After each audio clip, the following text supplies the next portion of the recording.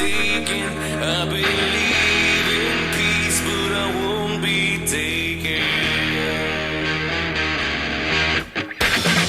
I will not submit to authoritative man. I'm ready to die, but not for love. See the signs appear. It's gonna happen here. This is Liberty Underground with Alex Snicker, Danielle Alexandra, and Greg Bowen on the 1787 Radio Network. Well, good morning, Tampa Bay, St. Petersburg, Clearwater, Deltona, all of Seminole County, over in Provo, Utah, in Battle Creek, Michigan, in Hell, Michigan, in Newport Richey, Florida, in Waukon, Iowa. Cats and dogs living together. Mass hysteria. This is Alex, co-host. Liberty Underground, along with me, the Duchess of Doing Stuff, my own personal Wikipedia, Danielle Alexandria. Good morning. Good morning. How is my little Wikipedia doing this morning? I'm doing very well this morning. Doing well? Yeah, I am. Feeling pretty good? I do feel good. Are you ready to go? You ready for a good show? I think so. I'm pretty ready. Pretty pumped up here? You know, I actually woke up this morning really feeling underprepared, and then all of a sudden by 8:45, I was like, hey, I'm feeling pretty good about this today. You're welcome. Yes, thank you. You're welcome. Also, the Prime Minister of the Sinister, a gentleman that does need an introduction. He doesn't need no introduction, so we have to give him an introduction. Then he'll all be like, oh, you guys just forgot about me again. A person that grows his hair so that others may have hair. Greg Bowen, how are you doing? Spectacular. How you doing? I'm doing very well. Beer is proof that God loves us and wants us to be happy. That is a quote by Benjamin Franklin. You have a T-shirt that says this, and I approve of your message. Ben Franklin and Alex Snicker approve this message. That's a weird mix. That is a little bit of a weird mix there. I hope everybody's having a good week. I know that Clive Bundy's not necessarily having a good week. And I think that the first thing we should talk about this week is the Clive Bundy story. Danielle, can you give us an update as to what's going on with our the Nevada rancher? Well, we talked about him last week, about how he's, letting his cows graze on what is now federal land. He had always been able to do that before, but in the 80s, they actually changed the law to make it illegal for him to do that or pay a fee. It's not, I guess, technically illegal when you say just give me money, but they call it illegal unless you pay this fee. And basically, it's because they wanted the fee because they relocated an endangered species of turtles onto the land that was not actually indigenous to that particular land anyways. So there's been this big kind of standoff for the last 20 years where Clive Bundy has paid all of his local and state taxes and has told the federal government to pound sand. Yeah. So they've come in now and started confiscating and, in some cases, killing his cattle. And so they're at a big standoff. I'm about to, my nose got all tingly. You're about to sneeze. Like I was about to sneeze, yeah. So anyway, there's been this big standoff. People from all over the country have come to help out Clive Bundy because he's basically said, I'm not going down without a fight. Yeah. So he's been interviewed a lot, which this is a long-time cattle rancher. He's not polished. He's not professional. He's used to running his family cattle ranch that has been in his family for generations, and he's a rancher. This is not someone you would normally have to do a TV interview with. Well, he's an old guy that lives out in the middle of nowhere. Right. So I mean, let's just call it what it is. He's an old guy that lives in the middle of nowhere that raises cattle. Right. He is a stereotypical rancher. Everything that you would think about a rancher is Clive Bundy. Yeah. And he's okay with that. That's what he is. He's a rancher. So now he's getting all this media attention. And so they're interviewing him quite a lot. They've got media all over the place. And he doesn't always have the right words to say things. Well, you ain't kidding. But when the media... I mean, hold on. That is the understatement of the day, by the way, just for the record. Go ahead. So he doesn't use the proper terminology that we would consider politically correct terminology when he's speaking about things. Yeah, but if you call somebody, if you're describing races and you use the word Mexican and you use the word Negro, which is the words that he used, Right. those words in and of themselves are not racist. It all depends on the context of what you're saying. Right. Because that is a description. I mean, again, it's if you're from Mexico, you're Mexican. I mean, now you might be lumping people in that might be from Guatemala or from Ecuador or from somewhere else, and so you're giving an over generalized term. But again, you got to look at the context to determine whether something's racist or not. Right. And it's very hard to see the context of whether something's racist or not when the media will cut a clip, and actually in full it was a 3-minute and 13-second clip, down to a minute and a half, where you kind of miss the context of what he's saying. So a word like they seems like he's talking about an entire race, where when you had heard the comment before, you would understand that when he was saying they in the clip, he meant the government. But what we're going to do is this. We got both clips. The first clip is a minute and 30. And when I first heard this, by the way, and I did not know about the second clip, and I didn't really come out publicly and say anything, but when I heard the first clip, I'm like, oh yeah, that was racist. This guy's a racist. I'm like, oh man, I'm like, I'm getting mad at this point. Like, what the hell's this guy doing? Like, shut up. Yeah. You dumbass. Like, don't. I know you're from I know you're from the woods, and I know you live out in the farm. But can you act like it? Can you stick on topic? You know what I mean? Yeah. Because you're ruining the topic that you're doing. We should be talking about getting rid of the Bureau of Land Management. You know what I mean? That should be the topic, and now we got to turn it to, well, why is Clyde Bundy saying racist crap? Right. So play the first clip because I want people to hear The minute and 31. The minute which is 31. The one at the bottom. Yeah, there's a minute 31, and then there's the 3 minutes and 14-second one. So play the minute 30 first. Okay. I want to tell you one more thing I know about the Negro. When I go through Las Vegas, North Las Vegas, and I would see these little government houses, and in front of that government house, the door was usually open, and the older people and the kids, and there's always at least a half a dozen people sitting on the porch. They didn't have nothing to do. They didn't have nothing for their kids to do. They didn't have nothing for their young girls to do. And because they were basically on government subsidy, and so now what do? They abort their young children. They put their young men in jail because they never learned how to pick cotton.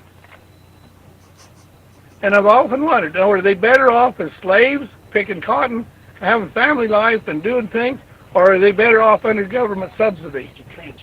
They just transferred it. Yeah, they didn't get no more freedom. They got less freedom. They had less family alive, and their happiness, you can see in their faces, they weren't happy sitting on that concrete sidewalk. Down there, they were probably growing their turnips. So that's all government. That's not freedom. All right. Now, if you listen to that, you're like, whoa, okay, this guy. And the other part that I was thinking is, how do you clip that? Like, he said what he said. So, like, how in the hell is that going to be not racist? Like, when people say, oh, they took that out of context, you think, Like, how could how they did they do take that out of that? context? How'd you take that minute and 15 seconds out of context? Yeah, like, it sounds pretty clear to me what the hell he's talking about. But the key is, one thing is the guy racist? And if you listen to that clip, it does sound like he is. Oh, yeah, it totally sounds like he's, basically saying that, black people should be picking cotton. Yeah, basically that's what it sounds like. So He's like, they never learned to pick cotton, so they can't get a job. yeah. Now we're gonna play the next clip though. The next clip is the entire clip, everything the guy says. The question you want to ask yourself is, at the end of it, is he racist? Do you believe that this man is racist with what he's about to if you listen to the entire 314, you want to ask yourself, is he racist? So think about that question as you're listening to the clip. And so what I'm testifying to you, I was in the Watts riot. I seen the beginning fire, and I seen that last fire. What I've seen is civil disturbance. People are not happy. People are thinking they don't have their freedoms and don't have these things, and they didn't have them. We've progressed quite a bit from that day until now, and we sure don't want to go back. We sure don't want these colored people to have to go back to that point. We sure don't want these Mexican people to go back to that point. And we can make a difference right now by taking care of some of these bureaucracies and do it in a peaceful way. Let me talk to you about the Mexicans. But these are just things I know about the Negro. I want to tell you one more thing I know about the Negro. When I go through Las Vegas, North Las Vegas, and I would see these little government houses, and in front of that government house, the door was usually open, and the older people and the kids, and there's always at least a half a dozen people sitting on the porch. They didn't have nothing to do. They didn't have nothing for their kids to do. They didn't have nothing for their young girls to do. And because they were basically on government subsidy, and so now what do? They abort their young children. They put their young men in jail because they never learned how to pick cotton. And I've often wondered, are they better off as slaves picking cotton, having family life and doing things, or are they better off under government subsidy? Transfer. They just transferred it, that's all. Yeah, they didn't get no more freedom. They got less freedom. They had less family alive, and their happiness, you can see in their faces, they weren't happy sitting on that concrete sidewalk. Down there, they were probably growing their turnips. So that's all government. That's not freedom. Now let me talk about the Spanish people. You know, I understand that they come over here against our Constitution and cross our borders. But they're here, and they're people. And I've worked side by side a lot of them. Don't tell me they don't work, and don't tell me they don't pay taxes. Mm-hmm.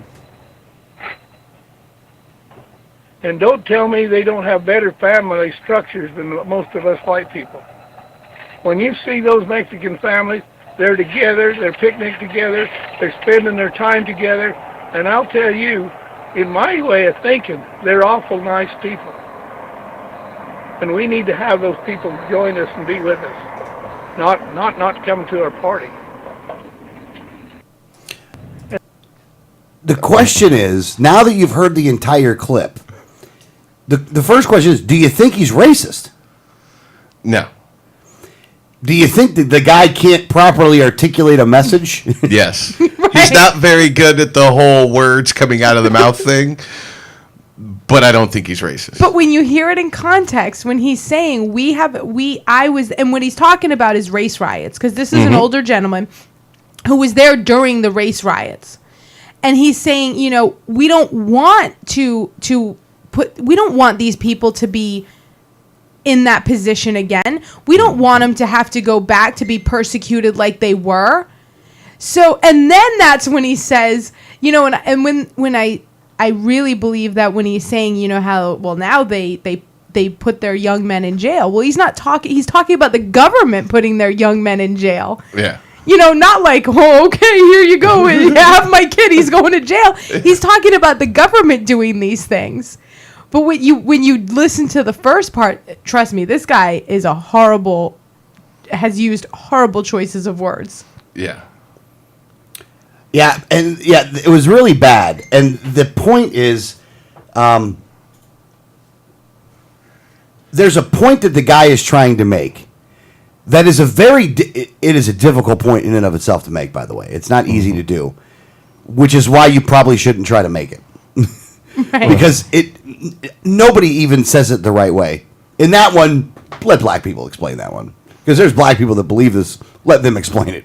No need for you to do that, big guy. Mm-hmm. You're dealing with the federal government on a land issue right now. let's go ahead and focus our attention on that and not focus our attention on welfare reform or, or what's going on in the African American society. But now the thing about it is, if you really want to have this conversation, though, and there's a something that came out that said the number, it's a meme, it was like an LBJ meme or something that was said, not LBJ, but when they said that when the Great Society was voted on, I've seen this. That there was, man, what is the stat anyway? Do you remember this? I forget. It was very low. It was like 7 per 1,000.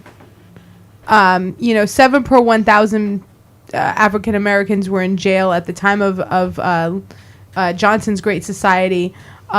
Today, it's like 17. Yeah, it's a lot bigger. Like, and this is the real conversation that we should be having if we could be honest about it, is that the Great Society has hurt the African American community more than anything else. Right. Yes. More than any other grouping of people, that's the one that it hurt the most. And I don't particularly think that the government gives a crap. I think that they're perfectly fine with it the way that it is. Again, I think the real racists are the people in the government. You know what I mean? The real racists are the people that look down upon black people, thinking, "Well, you can't. We have to make special rules so you can make it through." Is that the racist, or is it? Or, here's the thing: if you look at two people, one says, "I look at you as an individual. The content of your character is better. Is what I should be focusing on, not the color of your skin." However, because we're not going to be looking at that, it doesn't matter what skin color you are. You're going to get the same opportunities that everybody else gets, or the person that says, "Well, because you're black, we're going to give you special favors." To be honest with you, if you really wanted to look at it deep down, the guy that's insulting you is the one that's giving you special favors because he thinks you're not good enough to actually make it yourself. So, I mean, if we're going to have a real conversation here, let's do that. And if you want to look at actually real things that have happened to that community, what he's talking about is the fact that they have built a dependency system that makes it very difficult for a lot of people, and it's not just black people, it's white people. There's more white people on welfare than there's black people on welfare, so let's not even go down that road. Yeah, let's clarify. This is a poverty issue, not a color issue. Correct. Because it doesn't matter. If you live in an impoverished neighborhood, you have horrible schools. I lived in a neighborhood that ended up having Section 8 housing, and it was a nice neighborhood when my parents bought the home, but it all kind of collapsed, and it became an impoverished neighborhood, and the schools were horrible. The math program, the top of it was balancing a checkbook. There was no calculus, there was no algebra. It's horrible. So they took out the balancing the checkbook part probably now. Yeah, probably. Well, I mean, and listen, I think that he had a terrible way of saying it, but I think that he was trying to make a point of, people are still enslaved. When you look at how many black people, how many African American people are in jail, how many families have been torn apart by, incarceration rates and things like that. He definitely said it in a very poor manner. But especially when you hear the last part, when he's literally talking about, yes, okay, he's an open borders guy. Spanish people came over here the wrong way, but don't tell me they don't work. Don't tell me they don't work hard. And look at their family structure; it's better than most of ours. Yeah. So you can't say, well, this guy just hates all different races when he's telling you, like, listen, we don't want those people to go back. Stop saying all these bad things about them. Yeah. So how can you be... It's weird. This is the first guy in history, according to the left. Because I know why they clipped out that damn clip, because they didn't want to... Media Matters, which just showed themselves to be a bunch of... Again, Media Matters was a bunch of scumbags before I said this. But Media Matters proved themselves that they have no integrity and no honesty whatsoever by posting a clip when they didn't play it in its entire context. And again, here's the thing. It's not like they had to cut it short and edit it for time. All right? If you're putting a video up on Media Matters, putting it up as 3 minutes or 1 minute doesn't really matter. You didn't want that other part played because you just wanted to paint that guy as a racist, not that somebody that can't talk right, but that actually supports amnesty, for Pete's sake. Yeah. You are a racist that supports amnesty? Are you kidding? Again, this guy didn't make any friends on the right with his comments if you listen to them in his entirety. And it's not because they were racist. It's because the guy's for amnesty. Right. Like, seriously. And this is a guy with a ranch. I mean, again, I don't care if you agree with his stance on immigration policy or not. That's not even the question I'm asking here. The question is what he said is what he said racist? And I don't believe that he is. I don't believe that the man's racist. I think that what he said, I think he didn't say it right. And I've seen other interviews after that, and he did not get better at all. He doesn't. Like, his explanation ain't better. You know, if you listen to the whole thing and you take off the everything is a racist, statement, and really try to understand the words that he's saying, he's used horrible choice of words every time he's tried to clarify. Horrible choice of words. But at the end, what he's saying and what he says is, and I know what he's trying to make the comparison is are people better off now? We're talking about all these inequalities. Well, are they better now than they were as slaves? And what he says in another interview is, at least as slaves they were allowed to have chickens and they were allowed to have turnips and they were allowed to try to take care of themselves. And now government has come in and kept them down as slaves in a different manner. Yeah, I see. I wouldn't even try to go into that comparison at all if I was him, dude. No, I wouldn't That either. literally digs the grave deeper. Like, okay, you don't want to be a slave. You could. There is a look. Being dependent on something is somewhat of a form of slavery. I would go with that. But you can't equate one to the other like he's trying to do. He's making a very poor comparison, a very poor choice of words, but I don't think it's because he hates any particular race. I think it's because he feels like he's taking on the government and he wants to use that I'm taking on the government stand to say, hey, but they're messing up in a lot of places. Let's try to fix it all in a peaceful manner. Yeah. And again, look, the bottom line here is, Clive Bundy, do me a favor. Let's focus and worry about the Bureau of Land Management, them trying to take your stuff. Let's not have a kumbaya, try to bring all the races together moment with you, son. All right, go ahead. Just work on your cows, work on your cattle, hang out with the Mexicans that work with you at your ranch, and call it a day. But don't get in the middle of this thing, because you have what I am upset about, not upset about, but what I am a little perturbed about is that somebody should have warned you that this is what they would try to do, is they're going to try to paint you as a racist. And you fell into it. Whether you like to or not, whether you wanted to or not, you fell into it. You're not, God, I don't want to say this the wrong way. You're not the guy that we need out there having this discussion right now. Right. Like, we need somebody that's a little more articulate. If you don't mind. Yeah, I mean, I understand the point, and I do appreciate the point he's trying to make. He's just not making it effectively.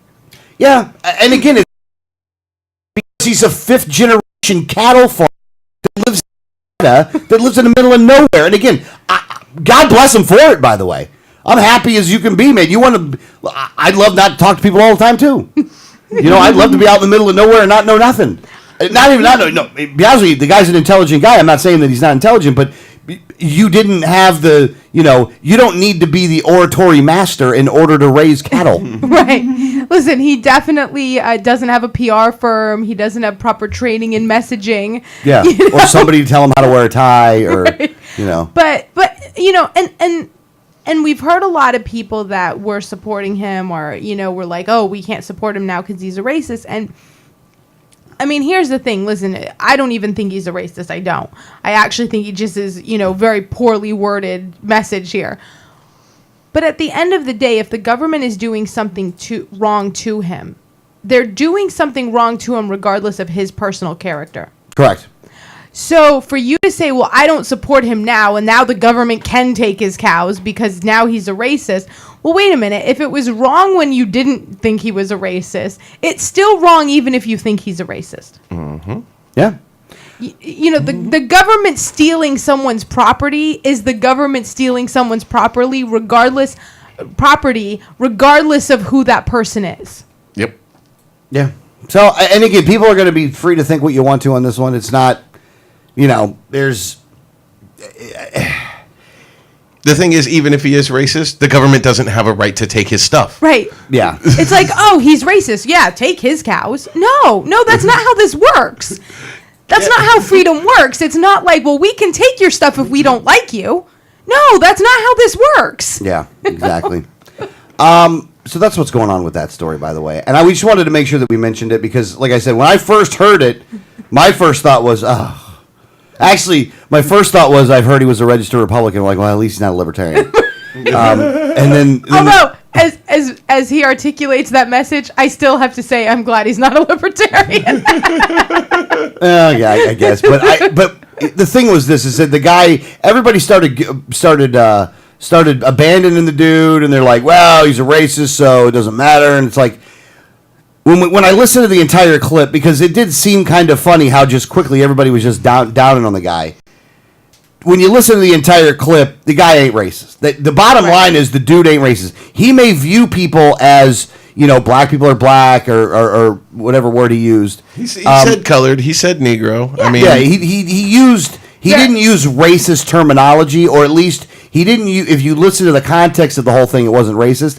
And the guy likes Mexicans. I mean, he seems to love them fine. He's maybe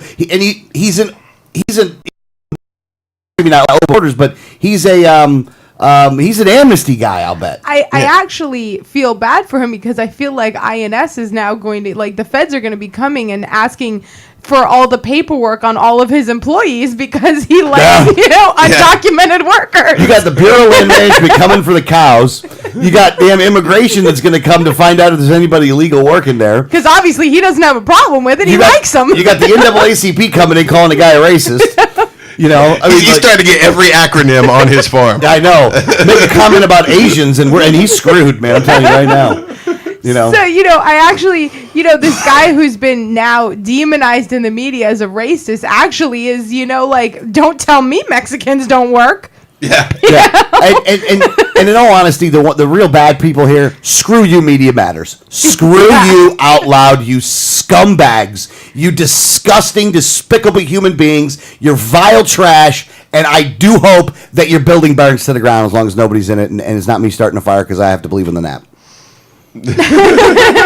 But seriously, Media Matters, you guys really didn't have any credibility with me before, but I'll tell you this right now, not only do you not have any credibility with me, you actually are now somebody that I'm going to be looking for to find out what else bad you guys are doing. You guys are scumbags. And the other thing is this, you want a race war in this country, people like Media Matters, because that's how you keep power. Because if you told them the truth and you actually told them that some of these people are actually more alike than they are apart, then you and your Democratic handlers wouldn't be doing so well.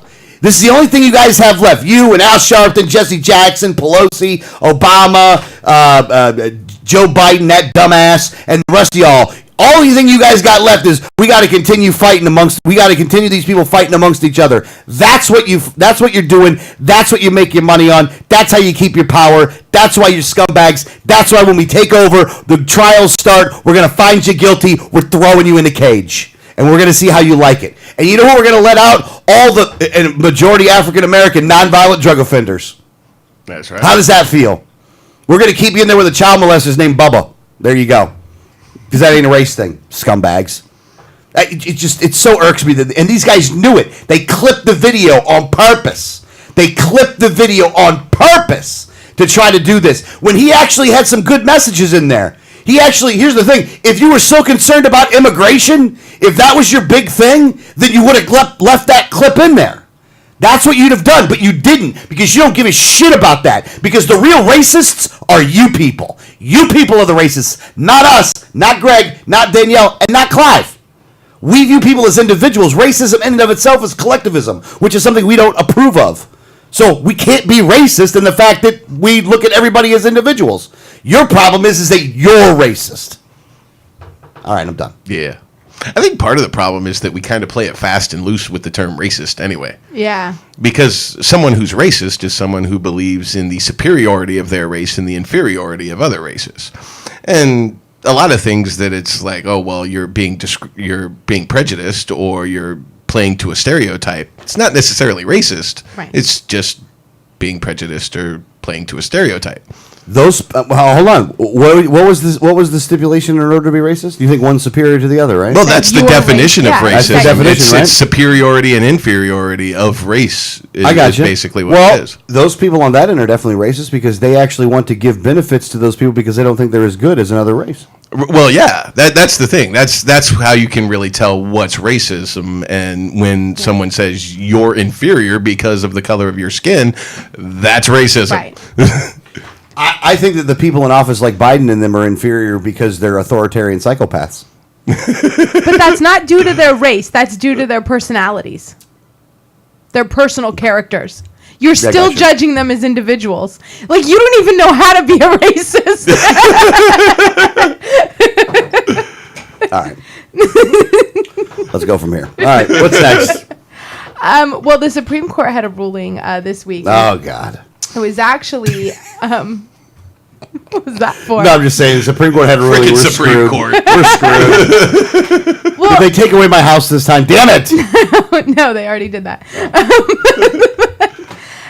This was a case where actually two judges that generally do kind of see somewhat eye to eye on some things, Justice Clarence Thomas and Justice Scalia, actually wrote the different pieces.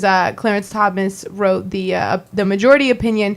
Scalia wrote the dissenting opinion on a 5-4 split decision on an anonymous call. What happened is this was Prado Navarrete versus California, and what happened is an anonymous tip had come on about someone driving recklessly, and that they thought that there was some maybe drinking and driving going on. It appeared to the anonymous caller that the truck was driving in a manner that would suggest drinking and driving. The police found the truck on the road, followed it for quite a bit, and found no evidence of any drinking impairment as the truck was driving down the road. But since the anonymous tip had seen it, they pulled the truck over anyways and found marijuana in the truck. Now, the driver was not cited or, they did not notice him being in any manner that would show impairment.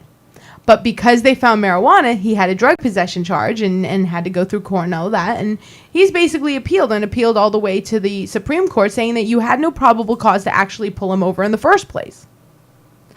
And the Supreme Court actually decided in a 5-4 decision that the evidence of an anonymous caller can be used as probable cause, even though the police did not see any of the same activity. Sensing a lot of setups coming. Now, Justice Scalia described this as a freedom-destroying cocktail. Yep, that's what it is. That is exactly what it is.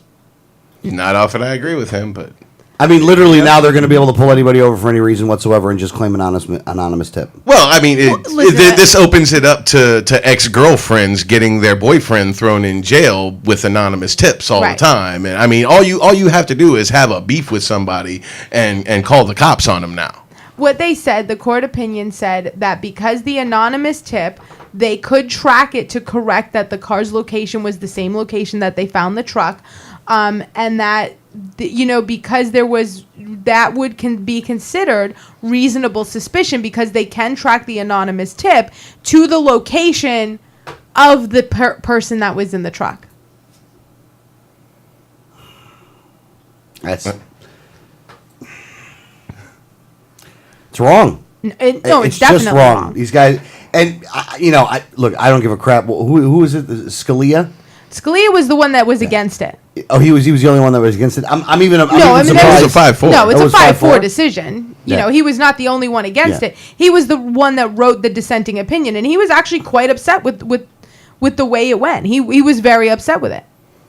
So who voted for it and who voted against it? Well, Clarence Thomas voted for it. He wrote the Picked by a conservative. Oh, and how nice is that? Scalia was joined in his dissent with Ruth Bader Ginsburg, Elena Kagan, and Sonia Sotomayor. Wow. Kagan, Sotomayor, Ginsburg, And and Scalia voted with it. Voted For it. So Against Roberts could have been against it. He wasn't against it. right. You got Roberts. You got Clarence Thomas. Clarence Thomas. He wasn't against it. Which will actually now pull over a lot more black people. It's what the cops are going to do. Yeah. Who else have we got there? Who else is on there? What are the other guys' names? I forget. You got Thomas. You got Scalia. You got Ginsburg. What's the other guy's name? I don't know. Always forget I'm that drawing other a guy's blank. name. But I got to tell you, though, once again, it just shows you that we really have we have very bad choices that are up there. So you had Roberts, Kennedy. Yeah, Kennedy. Okay. Clarence Thomas was for it. Stephen Breyer, Samuel Alito. Yeah, Alito. That's the other one. That's the one I always, and Sandra Day O'Connor. She's retired. No, she's Those people are retired. retired now. Yeah. Okay. So, again, be honest with you, the so-called conservative part of the Supreme Court voted in a very bad way, and the other side voted in a good way. Oh yeah, no. I mean, it was a horrible ruling. Scalia was absolutely right that there's an anonymous caller saying that they see someone driving erratically on the road. While definitely you should go and investigate, is not evidence of it actually happening. If you see something, say something. Because what I may assume is reckless driving. I'm not. None of us here are actually trained on what would be the actual evidence of impairment on the road. Do we think we may know? Yeah, okay.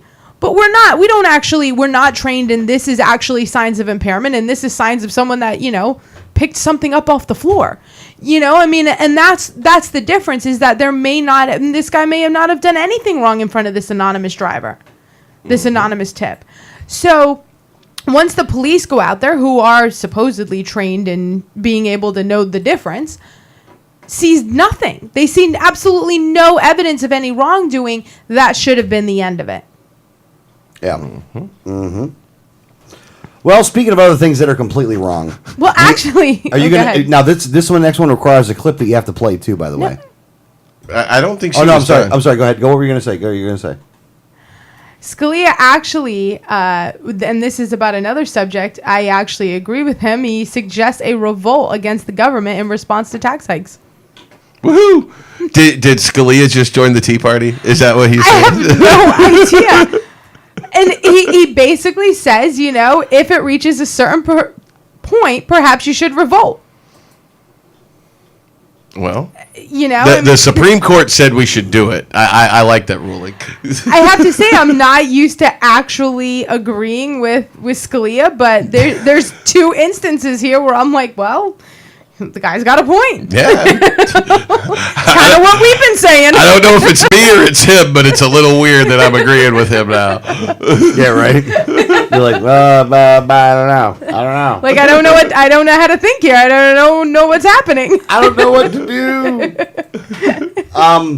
Well, look, it's going to be coming whether they like it or not. You're already seeing it little by little. That's the other thing. You're already seeing, little skirmishes here and there, and it's happening globally too, which is a beautiful thing. You're having the fight between the authoritarians and those that want to be free is going on right now. Most of it is a cold war. It's not a hot war just yet, but it's getting closer and closer by the day.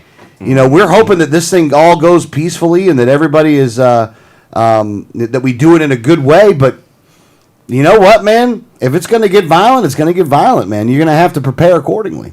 I hope it doesn't, but at the same time, I don't know what else is going to stop these guys. I really don't. I don't know what else the authoritarian psychopaths in power are gonna want to do, because the thing is, you've seen how far they're willing to go.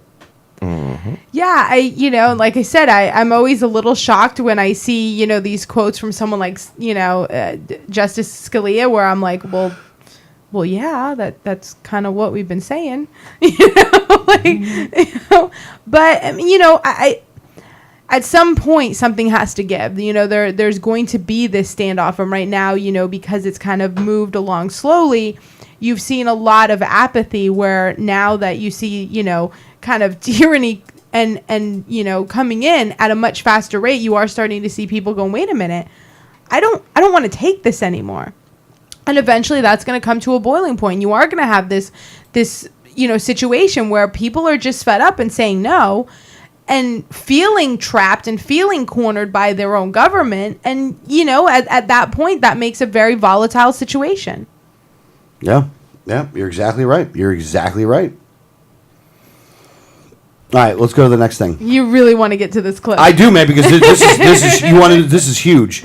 It's not being discussed, but it's huge, because I watched it last night. This is probably one of the biggest things that you want to I want to say not one of the biggest things, but if you want to know why Obamacare and all the rest of it and HIPAA and everything is a bunch of crap, this clip's going to tell you right here exactly what it is. This is unbelievable. Now, I haven't seen this. Is there any setup that's needed? The setup is this. This is a hearing that's going on. and it's the gentleman. There's a congressperson from Texas that's questioning one of the people that they gave $300 million to build a website, to build the Obamacare website, to build healthcare.gov, and there's something written in the source code, and they're going to talk about what's written in the source code. Where's this clip? I'm looking. It's like a Facebook thing. Here, I'll send it back over to you. Send it over again. So send it over. Don't, and you're not gonna play the whole thing through anyway, Greg. But so let me set this clip up a little bit more than this. But what you're having here is that they're having a discussion about something that's written in the source code. Okay, I see.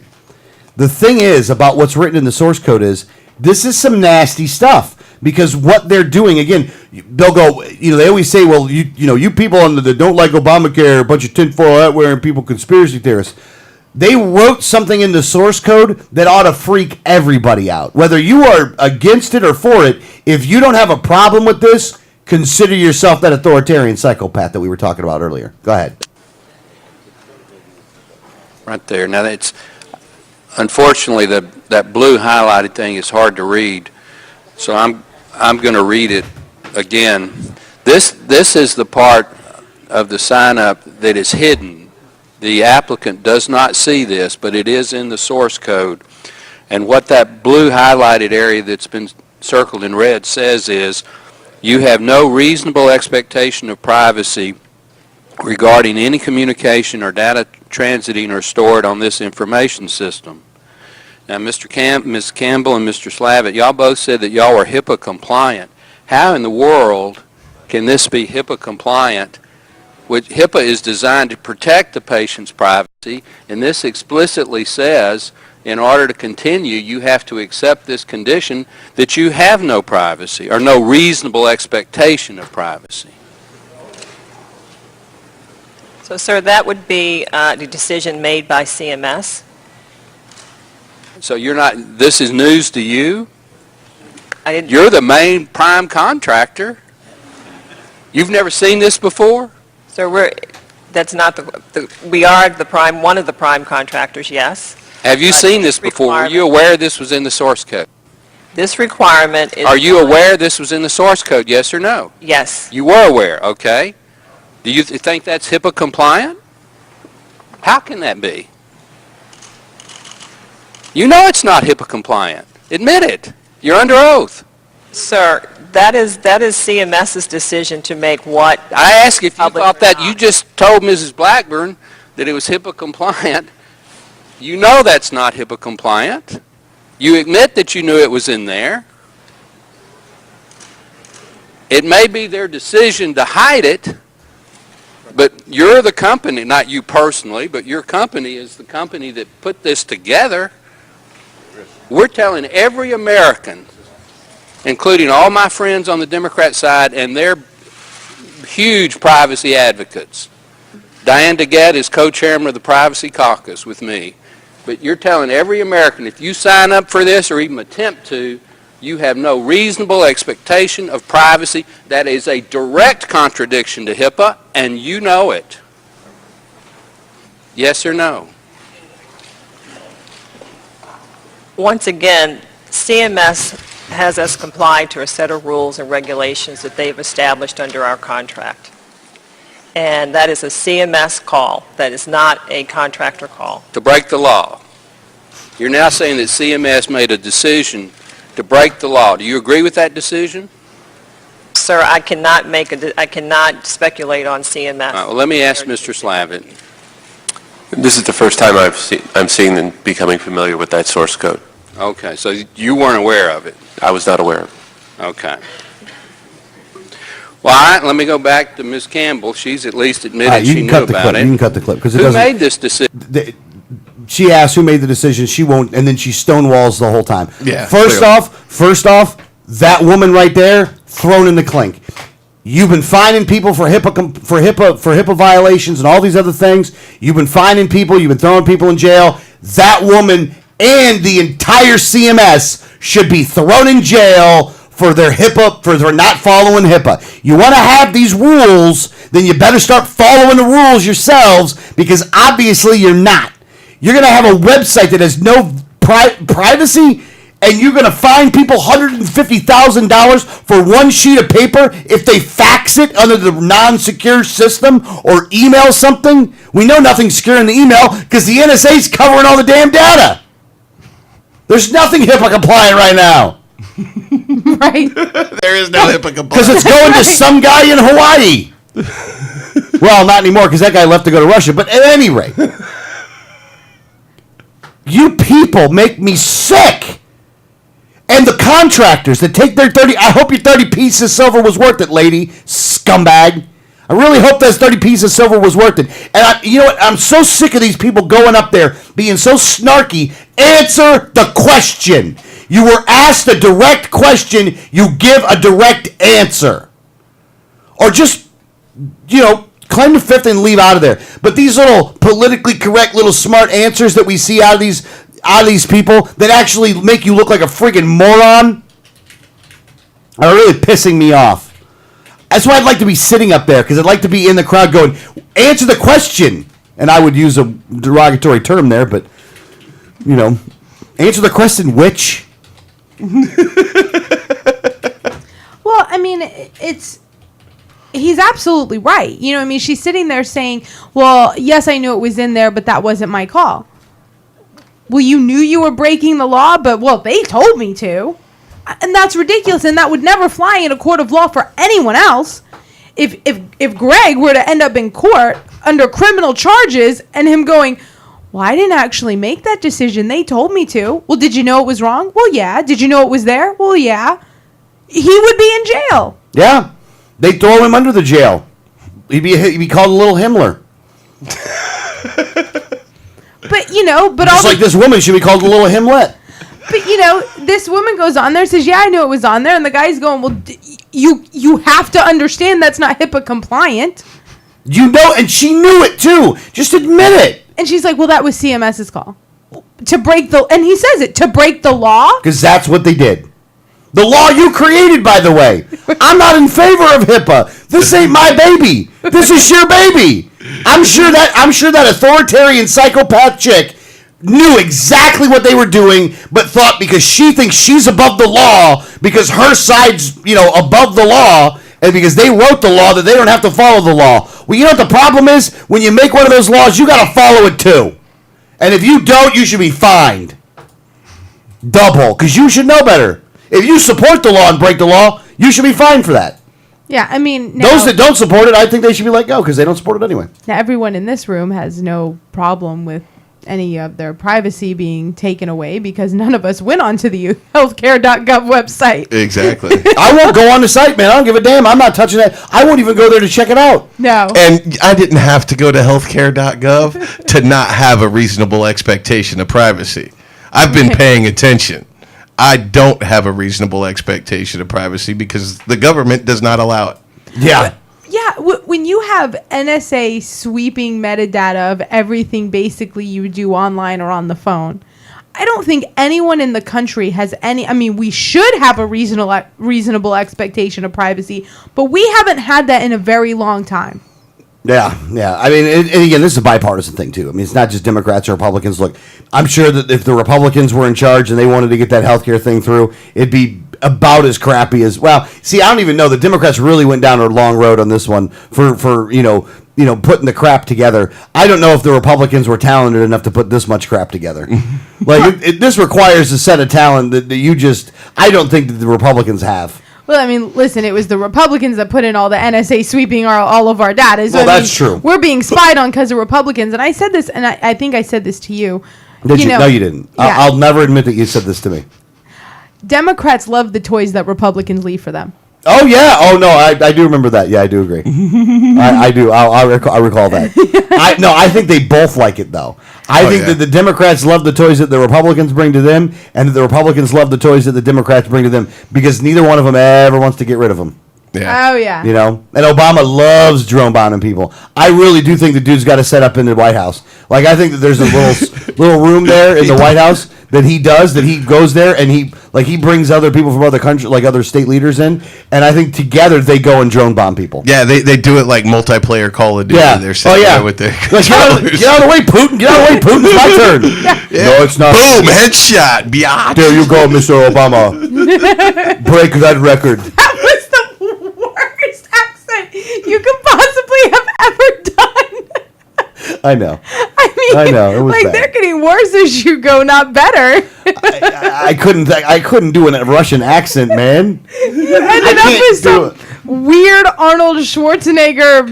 Isn't that what Russians are? Weird Arnold Schwarzenegger? break you. I mean, look, exactly. You know, I must break you. No, Mr. Obama. this is just getting worse and This worse is as getting you worse. go. You don't like this fake Russian Let's do accent. Tony Montana, okay? No.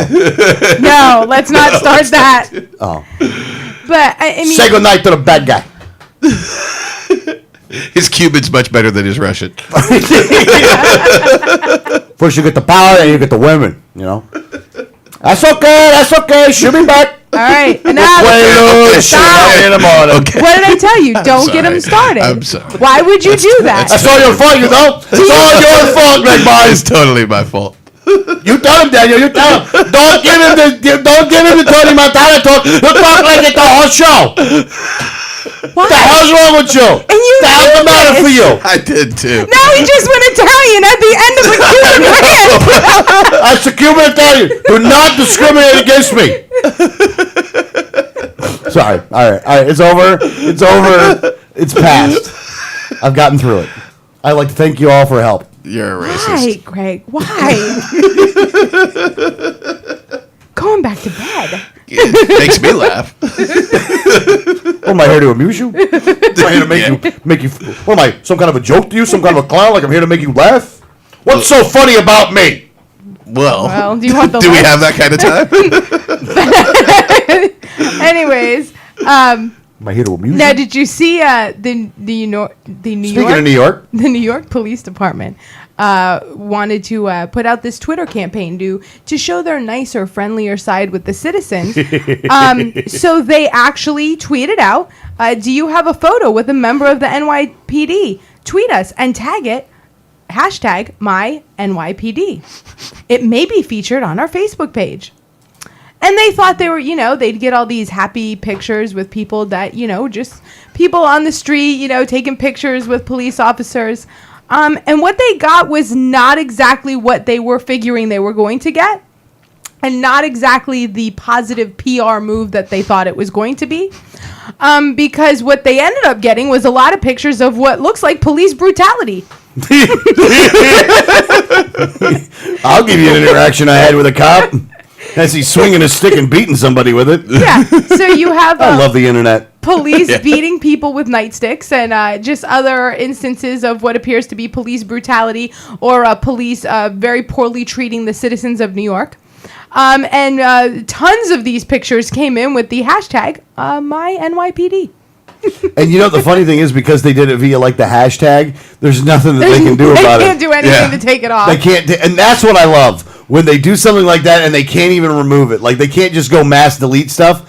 They can't F with Twitter. Yeah. It's not even on. It's not your feed anymore. Right. You screwed this up. It was never. I mean, you can control your wall, but you can't control the hashtags. Yeah. So they have, and there's this big, and this is a very poor policy that people hate. They have this stop and frisk policy where they can basically just stop you and frisk you and search you for no reason at all. Yeah, the racist Bloomberg put that up. And they have pictures of this all over the place now of them just frisking citizens and they have one an officer pulling the hair of a handcuffed young black woman while another one has a bloodied face of an 84-year-old stopped for jaywalking. Well, don't be jaywalking. Sometimes you jaywalk, man. You're gonna have to get bounced up out this place, man. Don't mess up and be on that street, or I'm gonna put you in it. So good job, NYPD. You're showing your softer, more friendlier side. And I love how Bloomberg thinks he's going to heaven, by the way. I do really find that to be humorous. Their truncheons are padded now. Oh, yeah. I do love how Bloomberg thinks he's going to heaven. Bloomberg's going to the 5th level of hell. Now, You are going to hell, son. I'm telling you right now, there is no way that you are not going to hell, Bloomberg. You are one of the biggest scumbags on the planet. Go ahead. I'm sorry. I'm fired up right now. I'm mad at a lot of people right now, and I'm willing to go down. I'm willing to say some stuff today. Awesome. Unlike other weeks when I'm much more timid. yeah, I'd like to see that. I'm just trying not to curse today. Only thing I'm trying to do is just to not have the F-bombs. That's all I'm doing today, man. I'm just trying to work on not having the F-bombs and not violating the NAP. I don't want to violate the NAP, and I don't want any F-bombs. Yeah, well, as long as you set the bar low, I think you may be able to hit it. I don't know. I think we have a difference of opinion on whether that bar is set low or not. Well, I could definitely. I think it's pretty high, if you want my opinion. Probably in New York, there was a PR firm that was quickly fired. Freaking out. You know what it is? There was probably just somebody in there that didn't even think about it. Like, yeah, let's get some pictures going on the Twitter feed. We'll look friendly and nice, and we'll be able to say, look at how friendly New York is. Like they didn't. Yeah. You know, the funny thing is at the same time that they're asking for pictures of you with an NYPD person, they will try to arrest you if you try to take them. Why is that camera out, son? You're under arrest. For what? Videotaping. But we're you allowed to do asked. that. No, you're not. What's so funny about it is it shows just how delusional the statists are, because they thought that this was a great idea. They thought that there's only positive that can come out of it. There's like an office full of people that ran by this idea, and it's like, hey, this is a great idea. Only good things can come from this. What could go wrong? This is awesome. Yes, we'll get all these nice, friendly pictures with police officers. They're just totally clueless about what the police officers are really doing out there. And that is the good point that Alex makes up. You imagine all these people go out to the street going, I'm going to take a picture with a cop today. You know, hey, officer, what are you doing with that camera? Give that to me. And he gets beaten. Yeah. But you asked. It was the NYPD that asked me. Quite frankly, after 12 years old, you should not trust cops at all, under any circumstances. Yeah. I'm sorry. You're absolutely right. They've done it to themselves. Yep. They really have. Here's the thing. I would argue that the majority of them are not bad people. The majority of them are good people. I actually would argue that as well. But I'm going to say that the number is like 51-49, though. No, I would even say it's less. You know, the thing is if anyone who's in a position of power that does something wrong, it is horribly wrong. I mean, this is an injustice to society. So those are, because it's so bad and it's so wrong and it's so over the top, that a very few people can really spoil your opinion of a large group. However, the ones that keep quiet about it, though, that know about the corruption, are just as bad as the ones that are doing the corruption, though. Mm-hmm. That's where the problem comes in. You got to get rid of that. Again, these people have to be held to a higher standard. No, I do agree. And I don't know exactly what the right answer for this is, but the first answer is actually that you get rid of a lot of laws. Right. Yeah. Make it easier on the cops. And you get rid of a lot of no quotas.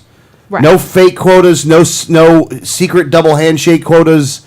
No minimum quotas. job requirement. Yeah, none of that, man. None of that. The minimum job requirement is that you protect the people, and if you do that, you keep your job, and if you don't, then you get fired. Right. You know, I mean, and throw Greg in jail. When we were in Tampa, I mean, think about it. Give Danielle a warning. How many, when we were at the RNC and in Tampa, where police were everywhere, and they were from every jurisdiction all over the place, and all over the state, had, officers being, basically, given to the Tampa Police Department for a short time. And we ran into one officer that I felt was rude out of the couple thousand that we encountered. I don't even remember that one. It was the woman. Oh, yeah. Yeah, she was rude. She was rude. But out of the couple thousand that we encountered. And the word was rude. Right. She wasn't over the top. She was just rude. I was like, well, that was rude. Yeah. Like, she wasn't acting like a good public servant. Everyone else was very friendly, and she was not. We had a good time with them. Well, I think part of that is because they knew they had overwhelming force. They could be calm. They could be calm and nice and wait until something happened. But when something happened, sorry, your skulls are getting cracked. We have overwhelming force. We have thousands of police officers in this area. You know what? I'm going to have to disagree with you here. I am, because we were walking around the whole time, and when we were walking around, we did run into the middle of because what was going on was a little bit like a riot, not a riot thing, but the protesters would go to one place to protest, but then they would look like they were going one place, go to another place. Like they were playing cat and mouse with them, and they were not being polite to the officers at all. I mean, these were very, they were very loud, very unruly to the officers, and they were just standing. The officers themselves were just standing very calmly. Now, what happened was that we ended up getting caught in the middle of one of these. Like, this happened as we were walking down the street. This happened, so all of a sudden you got one side coming here, you got the cops coming right here. We walked through the cop line. They had a line. We walked through it like we were. I thought it was invisible. I thought it was freaking invisible at that point. I'm like, man, I don't think anybody could see me. It's amazing. I was going to take my clothes off. Well, they know the difference. Thank God I didn't. I mean, they know the difference. They saw you walking down the street we looked normally. We looked just like the other people, though, really. Yeah. At the end of the day, there were people in there who looked just like us, man. Again, it was weird. It was a weird deal. Except you weren't on the radio show, so you probably weren't being hostile. That's true. We were actually really nice to the cops. Actually, like they were super nice to us. Well, they were too. mostly joking around with us, and we had Ron Paul signs. They're like, yeah, but that like under the cover, be like on the side, like, yeah. Yeah. So. I walked around taking tons of videos. I mean, the streets were lined with cops. They were marching through the streets like stormtroopers, and I mean, I joked about it the whole time about how many cops there were, and they were being very polite. Yeah. All right, well, we got to take a break. Hour number 1 is in the bag. Hour number 2 is coming up. We'll be on Tan Talk 1340. We're going to go to a lot of Tallahassee business in hour number 2. A lot of stuff in Tallahassee. A lot of Tally business, because there's a lot of Tally business to tell you about, to be honest with you. Tell you about the Tally business when we get back on the Liberty Underground Show. Listening to this. Why is it playing that?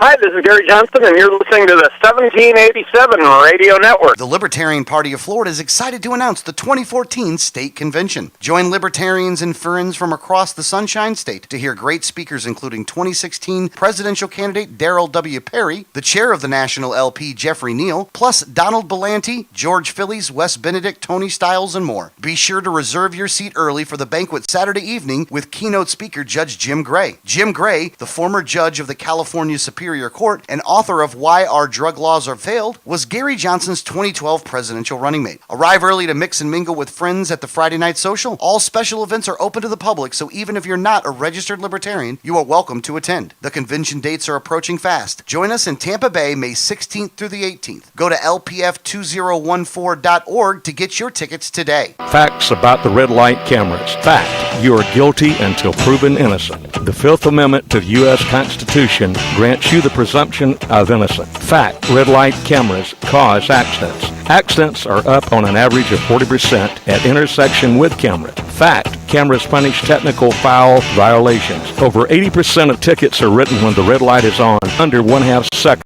Join the fight at www.banthecams.org. www.banthecams.org. If you received a ticket in Florida, contact Oropesa Law Offices, 800-774-9883 or tacklemyticket.com. Attorney Oropesa understands the stress associated with being charged with a traffic ticket. In many non-criminal ticket cases, there may be no court appearance, no and no traffic school. Attorney Oropesa handles criminal violations, DUI, and license suspension matters. Don't face these serious legal matters alone. Initial consultation is free. Call now and you will be advised about any potential defense, constitutional rights violations, the possibility of having your driving privileges restored, or preventing a suspension from going into effect. If you've been classified as a habitual traffic offender, have a driver's license suspension matter, or a pending DUI case, call Oropesa Law Offices now so you can be advised about your particular case. Call 1-800-774-9883 24 hours a day, 7 days a week, or visit tacklemyticket.com.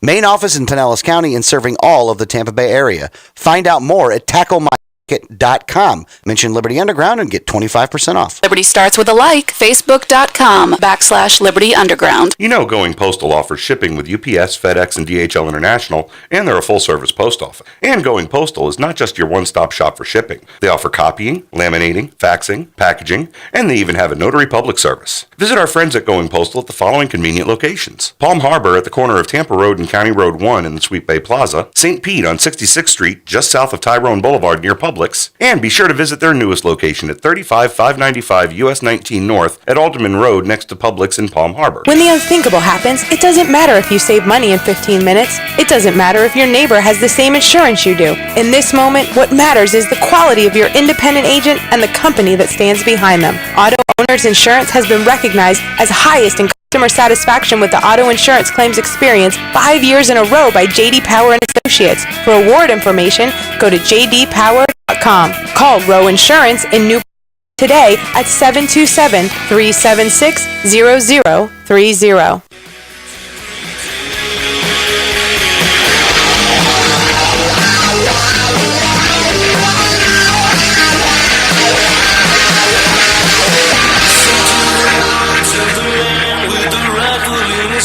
Don't be mistaken.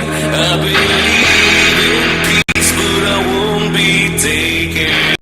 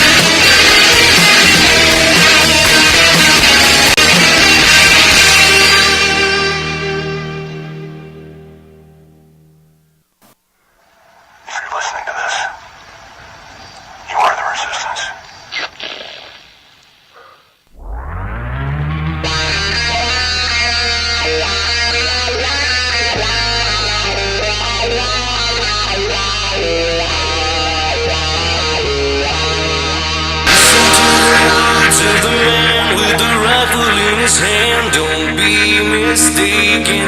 I believe in peace, but I won't be taken.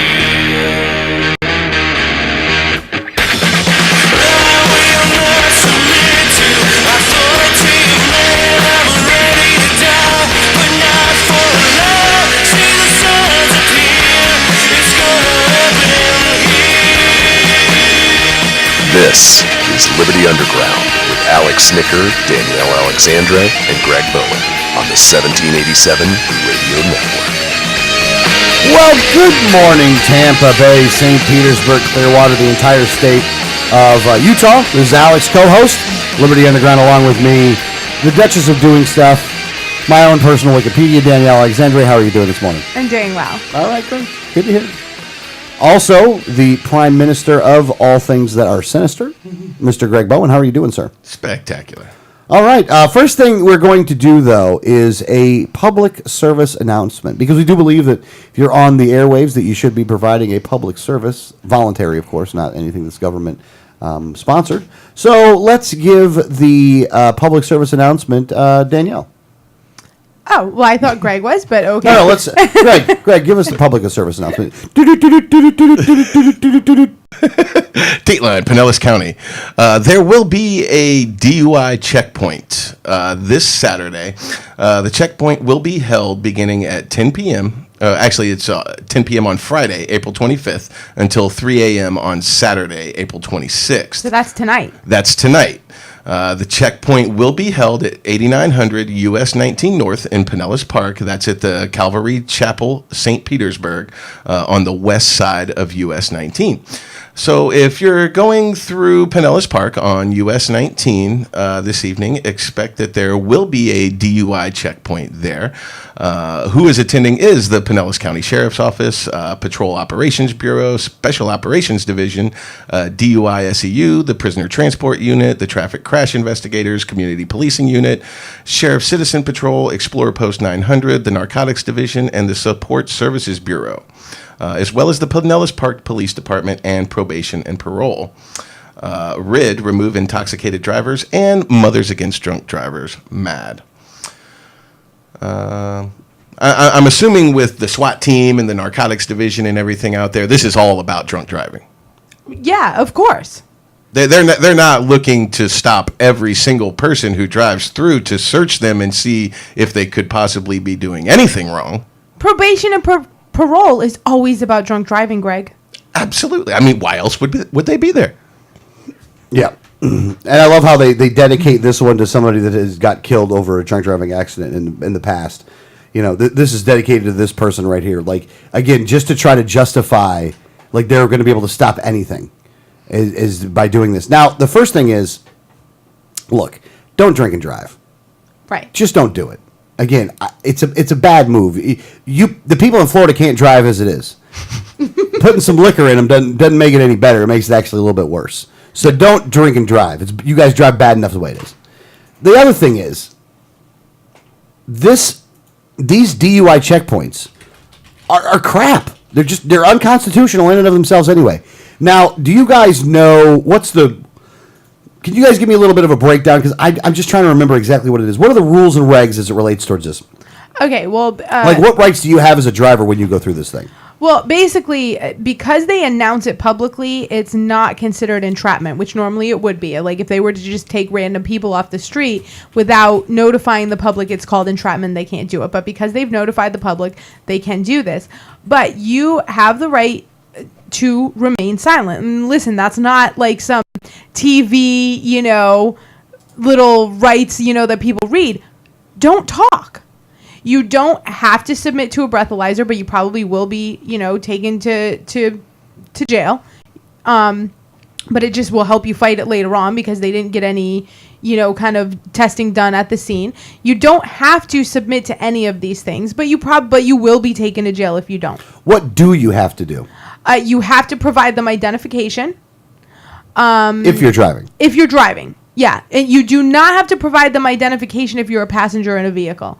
So if you're a passenger in a vehicle and they say, who are you? Give me your identification. You do not have to do that. And you basically could say, I don't have it on me. Many people do that. I don't carry identification. You don't have to. There's no law that says you have to have identification. But if you are the driver of a vehicle, you do have to provide them identification. You do have to provide them with your license, your insurance, and your registration. That's it.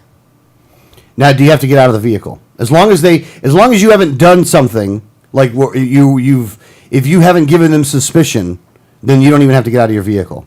You don't. Now you can say, but I would ask them what's your probable cause. Yeah, you ask them what their probable cause is. So I mean, Jeff, definitely make sure that you assert your rights by saying, officer, I'm not trying to give you a hard time here, but I just want to know what the probable cause is for why you're asking me to be removed from my vehicle. And go down that road. Just listen. I always start with, I would always start with, I'm not trying to cause you a problem, but here's my rights. This way, it's not like you're just being unruly and being combative. You're telling them, listen, I'm not trying to cause you a problem here today, but these are my rights. So be assertive, but be polite. You do not have to get out of your vehicle. You do not have to let them search your vehicle under any circumstances. They do not have the right to search your vehicle unless you consent to a search. You do not have to submit to a field sobriety test. You do not have to submit to a breathalyzer test. You do not have to tell them where you've been or where you're going. All right. All right, good to go. Thank you guys for the public service announcement. That public service announcement was brought to you by the Liberty Underground Show, who believes that DUI checkpoints suck. And are unconstitutional.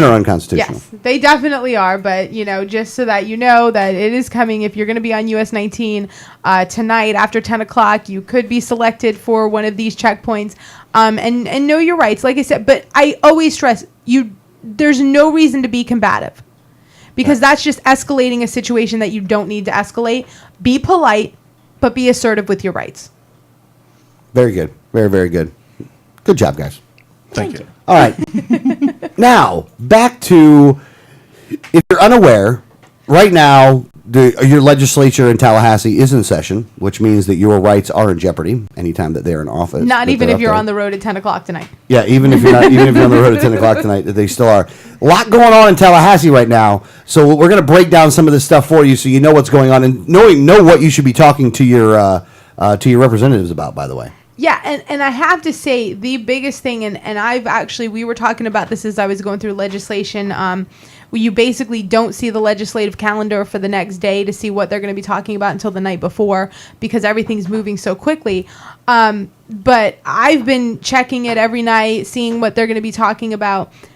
The biggest thing that's going on right now in Tallahassee is records requests and exemptions from public records.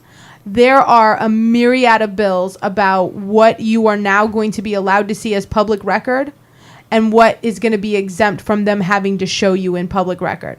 So, on an election year, they try not to do anything that's, greatly, controversial. But I will tell you this year what everybody is kind of not really paying attention to, but that they are trying to push through with a bunch of different bills is, records exemption. So what we have is we've always had, not always, but we've had what's called Florida Under the Sunshine Laws, which means that they have to do, things are, there's a lot of things that are actually public record. And if you put in a records request, you will get all of these records. These are emails, any kind of messages, memos, memorandums that have gone between the legislators and between them and other organizations you have always been able to get. Not always, but for the past decade. So there's a lot of bills that are now trying to exempt certain things. One of them would be, phone records, which would be considered confidential business information because you're also getting the person on the other line's phone records if they're calling if they're calling a legislator on one of the, the phones that are provided by the people or, the phone calls coming in through the phone lines. Basically their argument is, well, if we give you the phone records, our phone records, you're getting the phone numbers of other people, so that's a violation of their privacy. But at the end of the day, they need to know when they're calling, their legislators, those people are under public, they have to do things out in the public. Don't call if you don't want your number out there. I mean, that's the way it comes down to it. You have to know that if you're calling as a concerned citizen or a concerned business or whatever, that's going to be known by the public. It needs to be public record because the public needs to be aware of what our lawmakers are doing. Correct. This would also, one would make any email addresses used by tax collectors to send paperless tax notices would be exempt. I'm actually not so much opposed to this one. If your tax collector decides that they can, that they can go paperless and just send you your tax bill by email, your tax bill itself is already public record. I don't know necessarily if your email address needs to be. So I'm not completely opposed to that one because it's the other person's identity that you're protecting.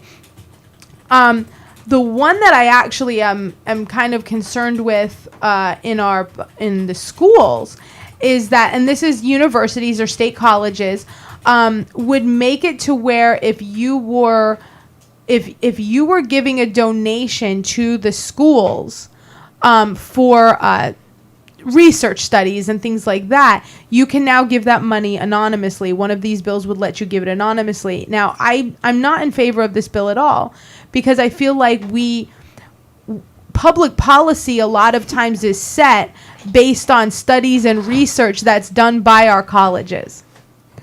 And so if you don't know the money that's behind the college, you're not getting the money that's behind that particular research study. You're not getting a full picture of what could be swaying it one way or another. Right. Yeah. Here's the other thing. I understand on a federal level when it comes to national security that there are some things that you would consider to be national security secrets. You know what I mean? Locations of subs in the oceans. At times, you don't want to be able to give real world times on that, because then our enemies could go after us and try to blow up our subs or something like that. Or there's some national security things on a federal level that I do understand the need for privacy on. However, I can't think of anything statewide. I've been sitting here the whole time thinking about this. Is there anything on a statewide level that should be a secret? And I can't think of anything. No, I can't. And here's the thing is I understand the argument that when you make records public, you're also making certain records of a private organization or person also public. Yeah, but typically those people were the ones that chose to deal with the government to begin with, though. So I don't understand how. Right. Exactly. If you choose to do business with the government, then your business becomes public record. Right. The people have a right to know what you're doing with the government just as much as we have a right to know what the government is doing. Yeah, it's a good point, by the way, and it's. Look, I have a hard time with this. We actually were at a meeting on Wednesday, and somebody said this, and it's very true. Look, personally, like for people's ability to be private individuals, I support that 150%. But I don't care when it comes to myself personally. Like, I kind of decided a couple years back to kind of be a pretty public person. Film is out of my house. I'm on Facebook. I'm on Twitter. I mean, my phone number is about the most accessible thing that you can find. So when it comes to a lot of my own personal privacy, I've given a lot of that stuff up, and I don't care. But I did it so I could fight for other people to be able to be private, because I do believe that it is an inherent human right, or inherent right of Americans to be private in their persons, papers, and effects, and that the government shouldn't be doing what they're doing, even though I may not practice it myself when it comes to my own personal information. But I'm allowed to do that because I get to make the choice. Right. You can choose not to be private. Correct, but I'll fight every day to let somebody else be private. Yeah. Unless you're dealing with the government, then we're going to publicize that crap. Right. There's another bill that would shroud the identities of people that would be applying to be president or dean to a state university of college. Well, I think this is kind of one of these, like, in the grand scheme of things, who cares? It's still a transparency issue. I mean, at the end of the day, if we're funding the state colleges, we should know who's up for the job. Yeah. I really think that as long as the state is funding the university, we should absolutely know, even through the application process, who's applying to run these universities. The only area in which, and this is another weird one though, because I can understand if somebody's applying for a job for a state university through the vetting process. I don't know how much of that person's personal information should go out. I'm still having a hard time in that aspect, but because I listened to a couple of stories about this one, right? And I was having a difficult time there. I don't think their identity should be hidden. Maybe their personal history, their where they live, things like that. I could understand keeping that private because they haven't taken the position yet. They haven't decided to be a public figure yet. But I think that their identities should be known. Okay. Yeah. We should have a list of the names. Yeah, absolutely. I think I'm good with that part. And I think that the separation that I find there is whether you have actually gotten the job before you were until you say yes, I got the job. then I don't know how much information that's personal you should be able to give out. Yeah, and I'm not saying that we should be given a lot of personal information, but we should have the list. Their identity shouldn't be hidden. There's a couple other bills that would actually make it a little easier to get a public records request. So this would allow public records requests to be made over the phone, and they're not going anywhere. No, and they're not. But there is one that's actually making it through, and this would create new reporting and transparency requirements for outside organizations. So an organization like the Florida Beef Council. Where's the beef? Now they support, they're basically what they're saying is that these are councils and other regulatory, they're not regulatory institutes, but we take a lot of the recommendations for regulations, so they should have transparency. Although it looks like, and I've kind of read some of these bills, you would actually have more openness and more transparency in the Florida Beef Council than you would in the state legislature. Yeah, make it the same if you're going to do something like that. I mean, but be honest with you, you don't have to do that at all. I don't care about that. I don't care that organization has to be transparent or not, unless they give money to the government. Then they should show how much money they've been given in campaign contributions. And now another thing that they are bringing up though is if this bill was written by this organization, that maybe that should be written. That should be something that it's a public knowledge. Like the brewery bill, like it was written by Anheuser-Busch. Let's just say. I'm not saying it was, but let's just, for the sake of argument, say that it was. Maybe that ought to be written there then, or if a private individual actually puts up a bill, that the individual's name should be up there. I mean, I'd put my name on any bill I'd want to see move forward. Yeah, I think you should be proud of that. Yeah, no, I would too. But I mean, so there's just a lot of bills up there. I mean, and I actually told you this the other day as I was going through the bills. That everything is about records right now. Yeah, a lot of record stuff. Well, because and again, it's an election year, so these guys aren't going to do anything too controversial. Well, I say that, and then we're going to get into some other stories today. Some of this stuff is pretty controversial. Yeah, and you're messing with people's beer. They don't think it's controversial, which is like the funniest thing. But but we'll go through kind of like some of the 5 top stories right now. The Senate passes the bill for allowing higher speed limits, 75 miles an hour. Yeah. So and this was actually. It's not that they're even allowing or not allowing higher speed limits. Everybody's doing 75 anyway. All they're trying to do is to up the speed limit to the flow of traffic. Right. Yeah. So this is going to allow this is SB 392, which is Jeff Brandis's bill.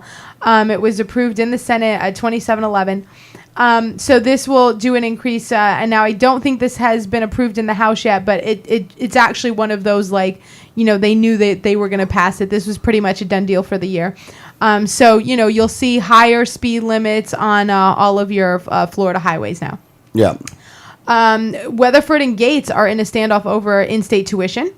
This is something where Rick Scott has said, now this is funny, Don Gates, who's the Senate president, is basically saying, we do not want to hear this bill in the Senate. Yeah. Joe Negron stalled the bill in his committee. Said, nope, I refuse to hear it in my committee. Don Gates has said, we don't want to hear this on the Senate floor. But Rick Scott may have some inside information, because Rick Scott came out this week and said he's comfortable that the in-state tuition bill will pass, even in the Senate. He's got the inside Iggy.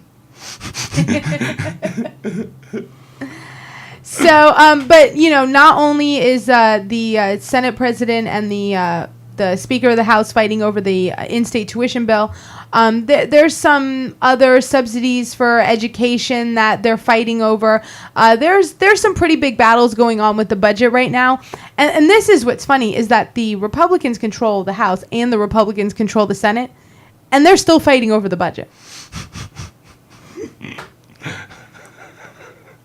So Nothing you can say there, folks. Yeah. What do you say? Yeah. Hold on. I think you skipped over something that is arguably one of the most important issues going on in the Florida legislature, by the way. I didn't skip over it. It's the third one on the list. Oh, my bad. All right, go ahead. So, the Pop-Tart gun. Exactly. Did win Senate support this week. Well, that's good. Are you kidding me? No, it's you will now, I think that we can, thank goodness for the NRA for supporting this bill. Yeah, good job, NRA, boy. Way to get behind a Pop-Tart gun bill. Governor Rick Scott is supposed to sign it. I'm pretty sure that he's actually going to take the pen out on this one and sign this one. So you will now be... I think you've given Greg a headache, by the way. You will now be allowed to eat your pastry in the shape of a weapon without any criminal charges. Boy, it's good. It's a good thing that these guys in Tallahassee are fighting up there for our liberty of Pop-Tarts. Boy, I'm so glad that they were able to do that.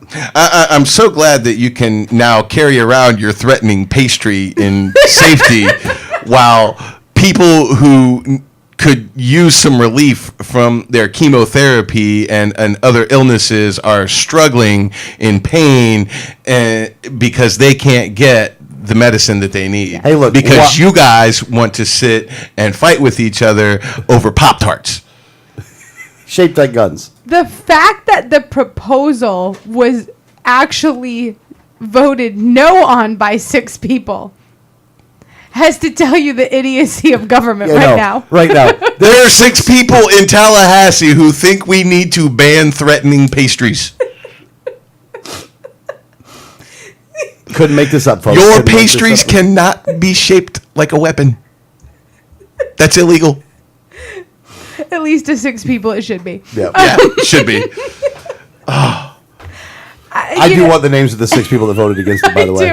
I really do. We'll look that up. I didn't look it up for today. Okay. But yes, there are 6 people in the Senate who decided that threatening pastries should still be a crime. Yeah. we got to go to commercial. I can't. We have to go to Craig's commercial. mandating the commercial right now. All right, when we get back, though, one of the bills that we're going to talk about involves your beer. So if you like beer, then I would make sure to listen to the commercials, do business with our sponsors, and then come back and then listen to what we're going to talk about when it comes to the beer. You're listening to Liberty Underground.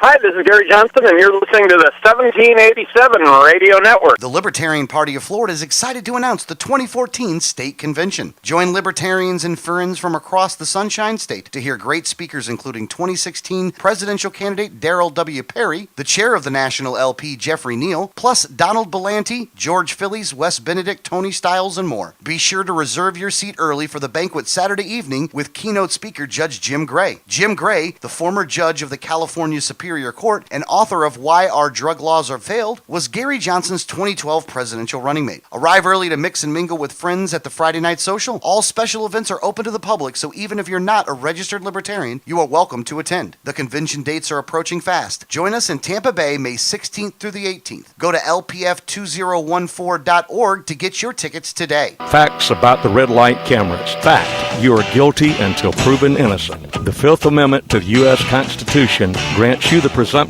of innocence. Fact, red light cameras cause accidents. Accidents are up on an average of 40% at intersection with cameras. Fact, cameras punish technical foul violations. Over 80% of tickets are written when the red light is on, under 1/2 second. Join the fight at www.banthecams.org. www.banthecams.org.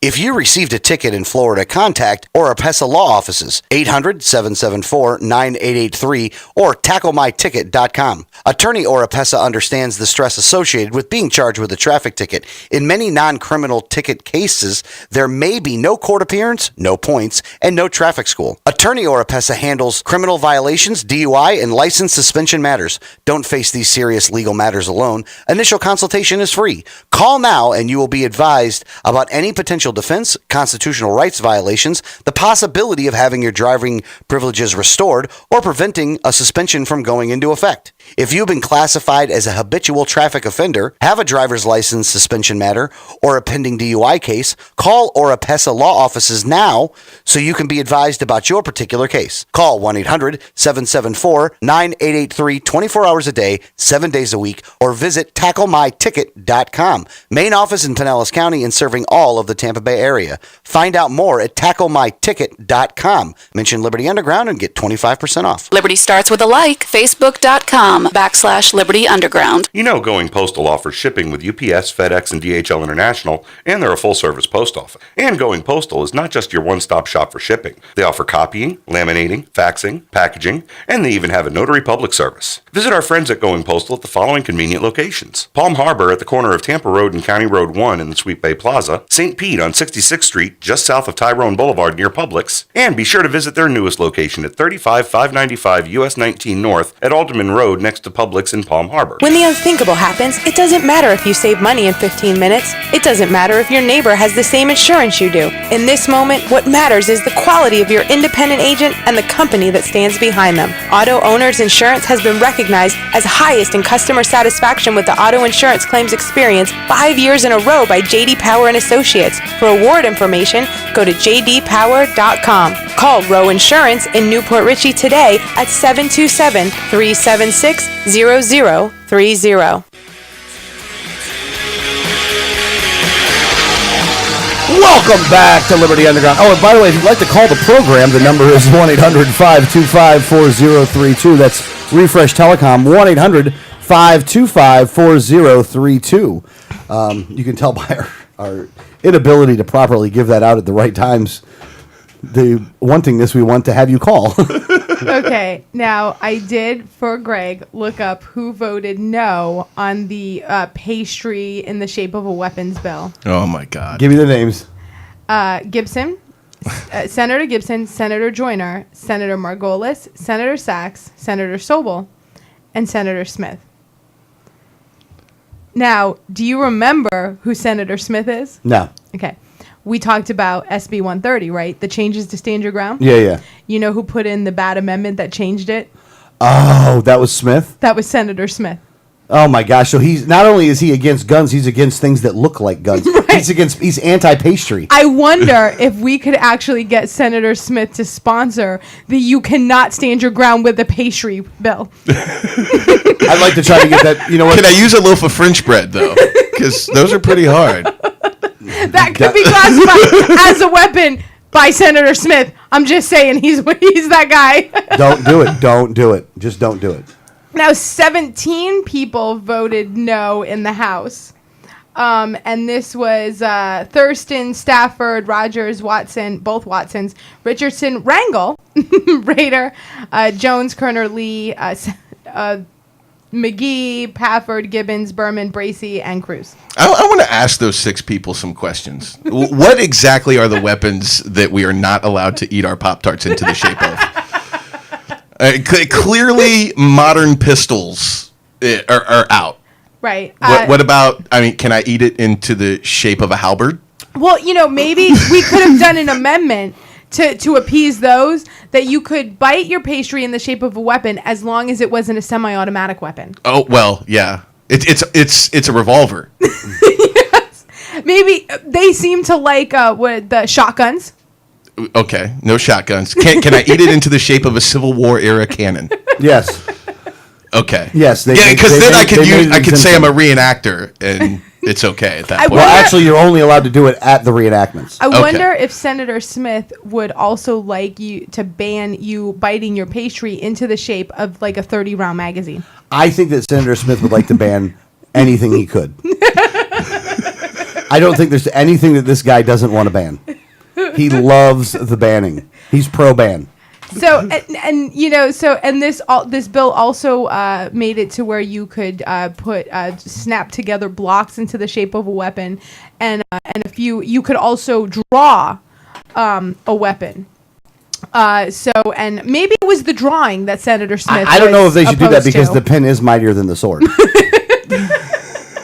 Unless that sword is put together by snap together blocks. Yes, or a Pop-Tart. Because if I'm going to stab you with a Pop-Tart and he's going to stab you with a pen, who do you think is more dangerous? I don't know. It depends. Am I diabetic? What shape is the Pop-Tart in? Yes. Is it cherry flavored? I don't know. We got to get past. We really got to get. I hate to. I know you guys get mad at me cutting things off, but we're going to cut off the Pop-Tart debate. All right? That's okay. Because we really could go on, but it is useless, just like the state legislature. Just like the state legislature. All right. The Senate did approve a bill to let courts admit non-citizens to the Florida bar. Now, this would not allow undocumented immigrants to the Florida bar. This would just be someone who is here legally on a work visa or green card or something like that. They would be allowed to be on the Florida bar. I don't have a problem with that one. No, I actually don't have a problem with that.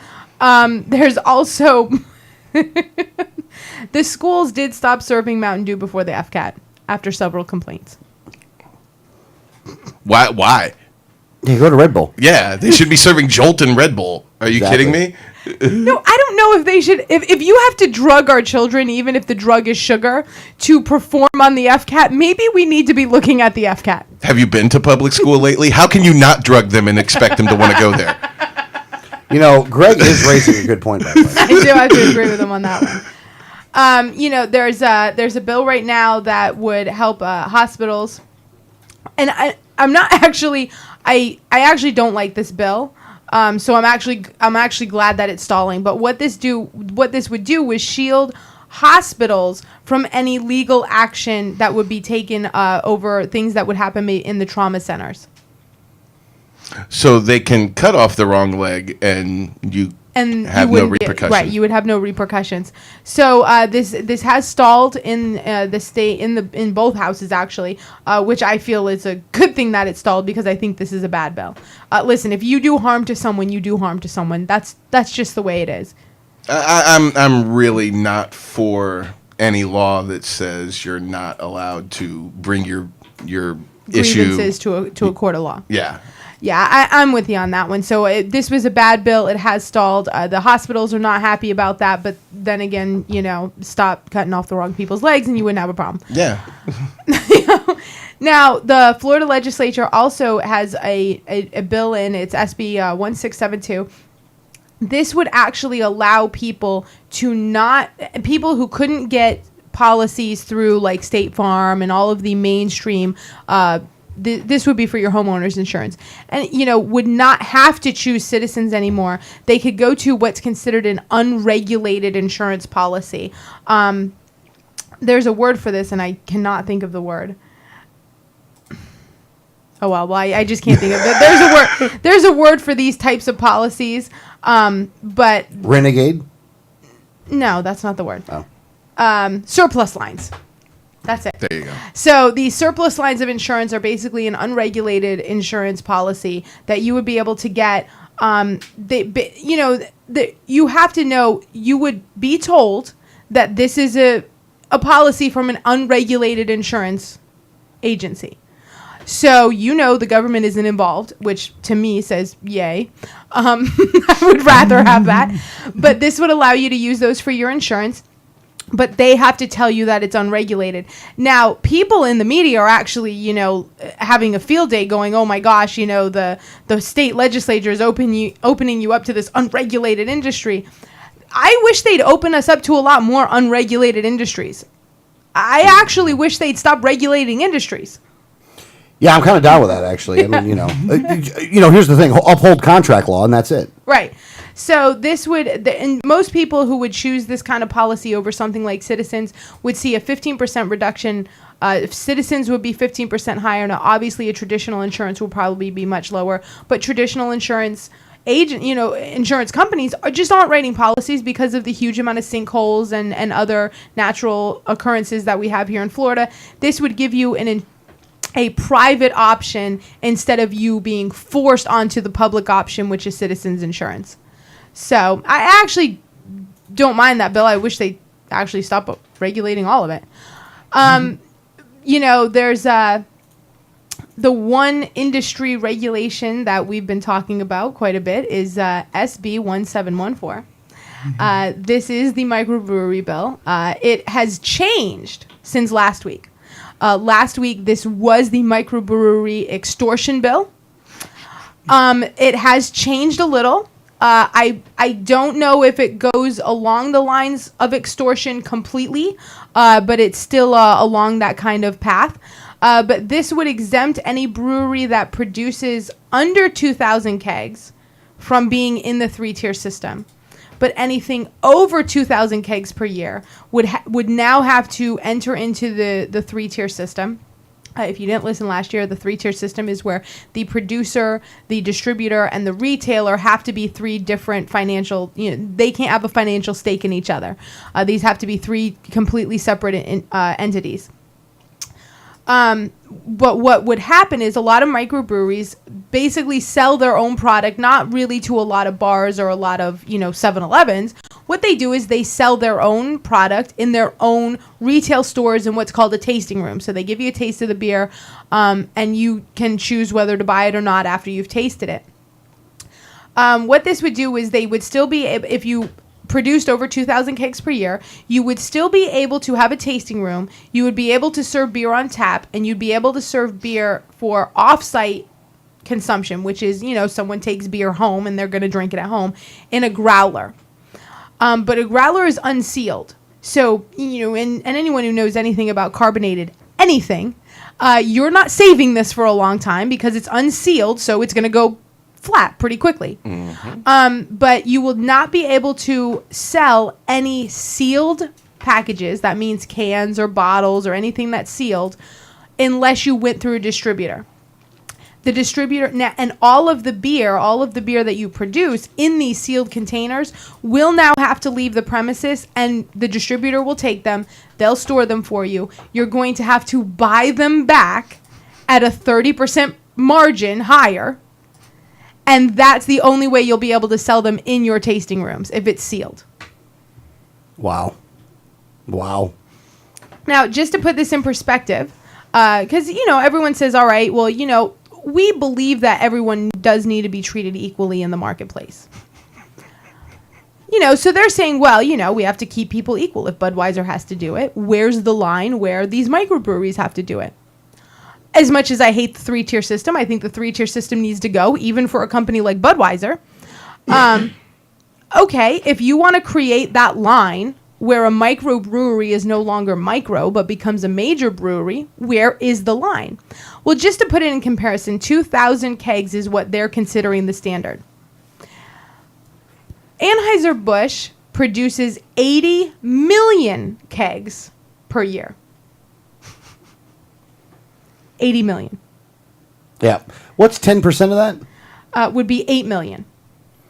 I think that we'll go with the 8 million number. 1% of it would be 800,000. Maybe the 1% number. My compromise will be the 1% number. But I really want the 10% number. 2,000 kegs is not even 1/100th of 1% of what Anheuser-Busch produces. Yeah, and you got to remember this too, that the distributor, in the free market system, that the distributor does have a purpose.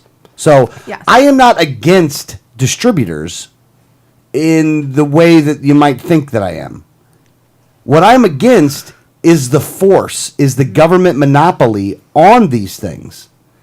And of the high cost to get into the market. Look, if you're just a brand new brewery starting out, more than likely, you're going to have to develop a clientele, because if you send it to the distributor's not going to go out and do that for you, because all they do is take orders. Right. You know what I mean? If nobody knows your beer is out there, nobody's ordering it. Exactly. So you have to go develop a clientele. So you have to go to other bars, to other establishments that serve beer, and you have to see if they want to have your beer there.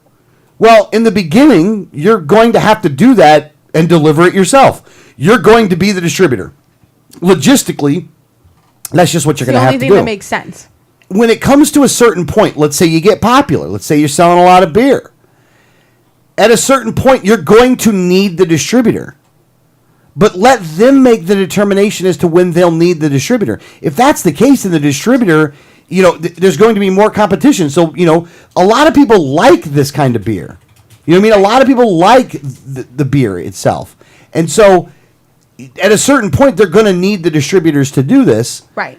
Just quit forcing them. It's all about the force. It's all about, if there's one theme on this show, it's that we don't like it when you try to force people to do stuff.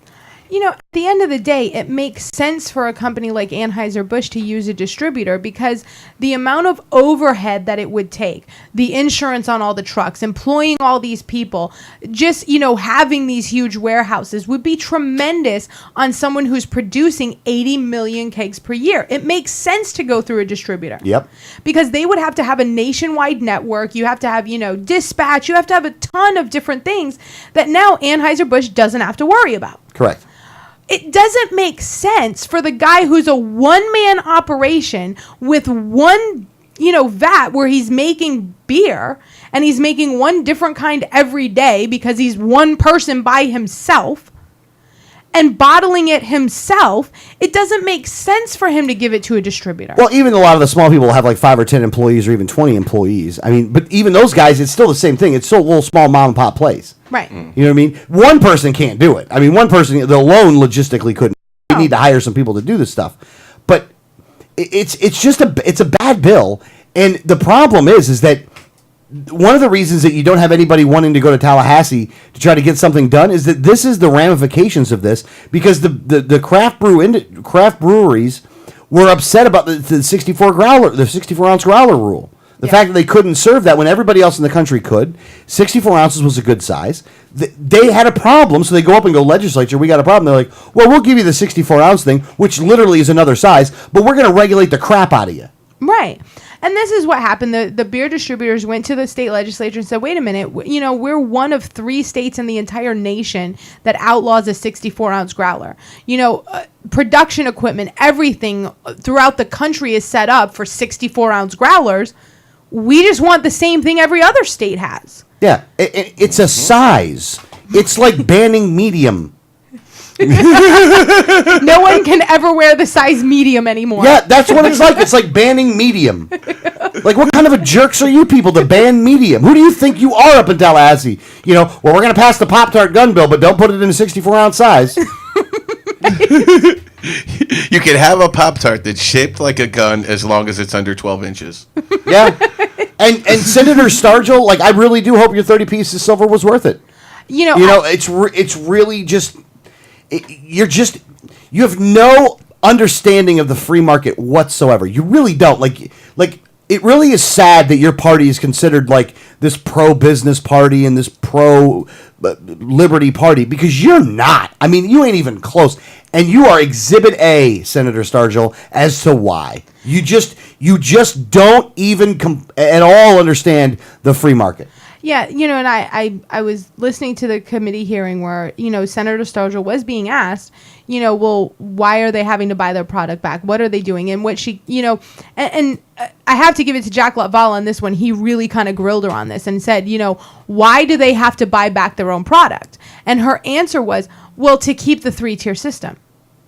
And he said, but I don't understand what benefit this has. And she was like, well, this is to keep the integrity of the 3-tier system. She didn't have any other answer except for that. And then she was like, and they'd still be able to sell it in growlers and on tap. It's just sealed. So she was really kind of skirting the issue to, instead of saying, yes, they're going to have to buy their own product back, she kept saying, they can serve it in growlers. So, she was kind of skirting the questions. And then when finally someone asked, I don't understand about this, where do we get the 2,000 kegs? Where does that become the line? And she basically, after several questions, said basically she made it up. Yeah. No, those were her words. Yeah, quote, I made it up, unquote. I just kind of made it up. Yeah. And, so, I mean, there was, and you kind of sit there and now several people, after we've put out the action alert, have spoken to other senators. Senator Lee was one of them, and Senator Lee was actually in this. And Senator Lee has admitted this is a bad bill. He said, he goes, I don't like the bill. I don't like the way it's written, but I did vote yes on it, because I want to see, I know we need to do some work on it. So I voted yes so we can do some work on it. Well, listen, you don't pass a bad bill because you have to change it later. Yeah, if you're looking to know why it is so messed up in Tallahassee, Senator Lee's response to a constituent is Exhibit A. Right. He knows it's bad. The $4,000 in his pocket the $4,000 in his campaign contributions that he got from the beer industry probably is giving him a little bit of a question at this point. Right. But he knows it's bad. He's still going to do it, though. Right. We can fix it. You know what? You can't fix it. Here's the thing. You want to fix it, put an amendment that eliminates the three-tier system. That's the fix. Well, and this is, Senator Lee said basically he knows it's a bad bill. He knows it needs to be fixed. At the end of the day, he took $4,000 from beer distributors just this year for his re-election bid. And he's saying, well, I know it's a bad bill. We'll have to change it later on. No, you know how that meeting should have gone? As soon as he had questions, he should have said, listen, Senator Stargell, I understand the three-tier system. I understand your want to be in the three-tier system. I believe this is a bad bill. I think you need to reword it and try to get it past next session because the way it's written is not something I can support. Yeah, that's the kind of crap they say to us. Right. Mm-hmm. And that's exactly how that conversation should have gone. But instead, he said, well, I said yes, knowing we'll change it down the road. Yeah, and on this bill, by the way, if you're listening to this show, call your senator and tell them to vote no on SB 1714. And if you want to go to a website, go to libertyfirstfl.org and look it up. It's called Action Alert Craft Brewery Bill headed for Senate floor. We've done a full analysis of the bill. You will be smarter than the senators when you call if you read what we said first. And you'll also see in there the money component. You'll see how much money that these people made so you can go and find your senator. Not all of them have gotten money from the beer industry, by the way. No. Just most of them. And this bill will be heard on the Senate floor on April 28th. It has been put on a calendar, so I do see that April 28th, Monday. which is Monday. So, call your senators and let them know you're not going to stand for this. We have to stop regulating small businesses out of business. Yeah, we do. So you got to give them a call today. You got to give them a call. Yeah, you got to call today. As a matter of fact, we're going to put out another action alert. Yeah, I think we're going to put out another action alert. I didn't realize that this was going on. I wish I heard that earlier. I told you yesterday. That it was going to be heard on Monday? Yeah, that it was going to be heard on April 28th. It was in the emails that went back and forth between you, me, John, and Ball. Oh. I didn't see that. Oh. All right. All right, that's bad. So, but yes, this is something that is going to be heard on Monday. And it can be killed. Yeah, this can be. And, and we don't necessarily know if it's going to pass in the House, but we know that it going through the Senate and passing the Senate is a bad move and kind of shows that there may be a way for these two houses to pass this bill and it go to the governor. And this is a horrible bill. I even equated, the 2,000 kegs compared to 80 million kegs is like, regulating a local lemonade stand to the same standards as Minute Maid. Yeah. Yeah. Yep. And that's exactly what this would be. Yep, that's exactly what it is. I mean, it really, and it's not to diminish the breweries. I mean, we're not calling them lemonade stands. As a brew house right now, I would make a store called the Lemonade Stand. That would be cool. Totally would. I would be down. I would go there and drink. And I'm a Jack Daniels guy myself, so like I don't really have a dog in the hunt here. You know what I mean? I like Jack. Yeah. I'm a whiskey guy. Which maybe I should be a beer person. Maybe it would make me a more mellow person. Maybe it's the Jack that's the problem. I don't think we drink enough for it to be an actual problem. Yeah, maybe. But at any rate, though, call your senator today. Explain to them why they don't need to be voting for this. And tell them, look, if you vote for it, I'm just not going to vote for you. Right. Voting for this and regulating another industry out of existence means that you shouldn't have a job anymore. Your job shouldn't exist. Yeah, and one other thing to say here. One other thing.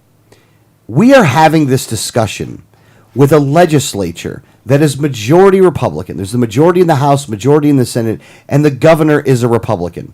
I don't want to hear how the Republicans are somehow pro-free market.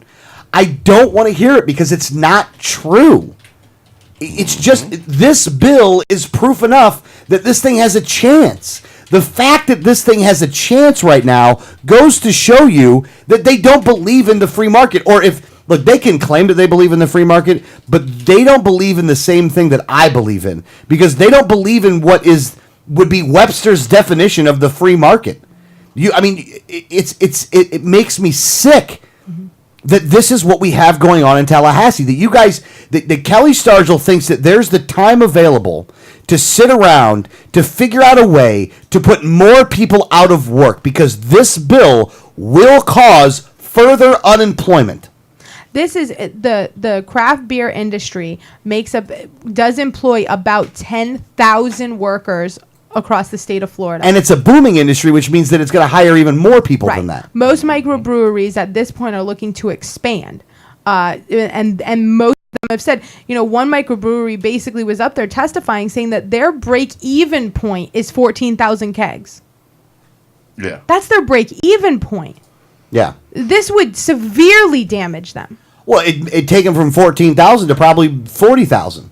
Mm-hmm. Just to break even. I mean, again, I don't know the specific number on that one, so I can't really speak too much to that one. But at any rate, that's what's going on up in Tallahassee, folks. The website, libertyfirstfl.org. Go there, find the craft brewery stuff, and sign up for action alerts, too, because you really do need to know what's going on in Tallahassee. And Liberty First will allow you to be able to do that. So that's the show for the week this week, guys. Oh, hour number 3 is going to be online. So you go to 1787network.com, and you can hear hour number 3. But for now, on Tan Talk, we'll see you next week.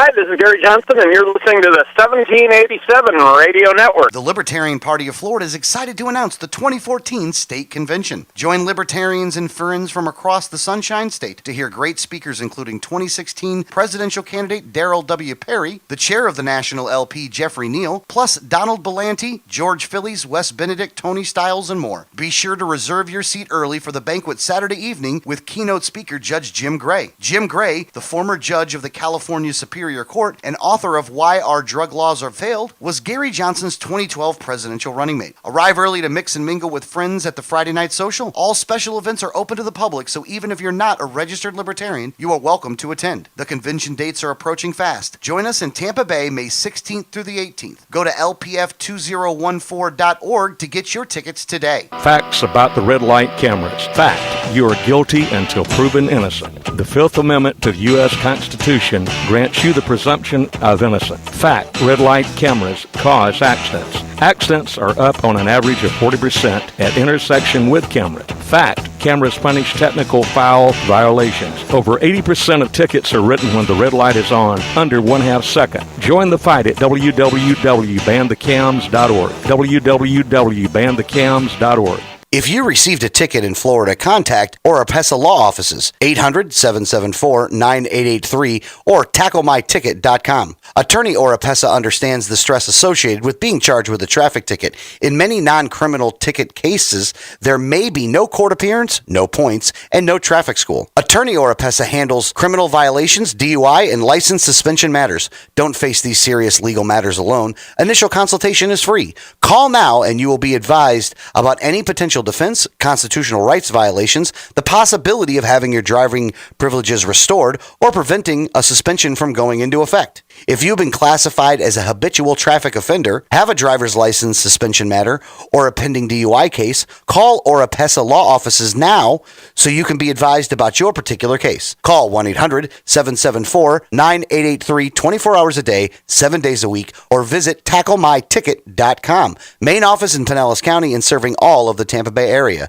Find out more at tacklemyticket.com. Mention Liberty Underground and get 25% off. Liberty starts with a like. Facebook.com/Liberty Underground. You know Going Postal offers shipping with UPS, FedEx, and DHL International, and they're a full-service post office. And Going Postal is not just your one-stop shop for shipping. They offer copying, laminating, faxing, packaging, and they even have a notary public service. Visit our friends at Going Postal at the following convenient locations: Palm Harbor at the corner of Tampa Road and County Road 1 in the Sweet Bay Plaza, St. Pete on 66th Street just south of Tyrone Boulevard near Publix, and be sure to visit their newest location at 35595 US 19 North at Alderman Road next to Publix in Palm Harbor. When the unthinkable happens, it doesn't matter if you save money in 15 minutes. It doesn't matter if your neighbor has the same insurance you do. In this moment, what matters is the quality of your independent agent and the company that stands behind them. Auto Owners Insurance has been recognized as highest in customer satisfaction with the auto insurance claims experience 5 years in a row by J.D. Power and Associates. For award information,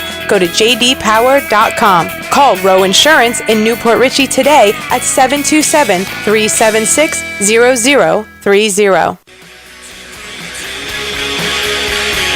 Welcome back, Liberty Underground. Hour number 3. If you would like to call the program, the number is 1-800-525-4032. That's Ocho. Well, I can't do it in Spanish. Never mind. 1-800-525-4032. Refresh Telecom because they're cool. That'd be. Hello, friend. Ocho nero cinco dos cinco. I can't see the rest of the one. 800 is actually 800. Oh yeah, that's true. 800 525 4, right? 4. Zero. 0 3 2. Yeah, there you go. There you go. Senor. Quattro is not quarter.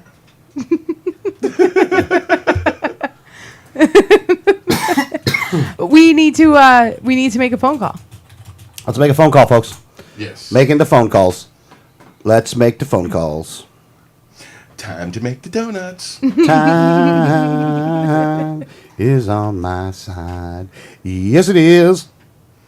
I wonder if he's going to pick up today. I don't think he's going to pick up. He might pick up today and go, hey, we heard about the poll. He might. I'd like to know how they did that. We'll get to that in a second here, but let's go here with the, we're calling, what's his name again? Dean Debnam. All right. Dean Debnam. Deanie. Dino.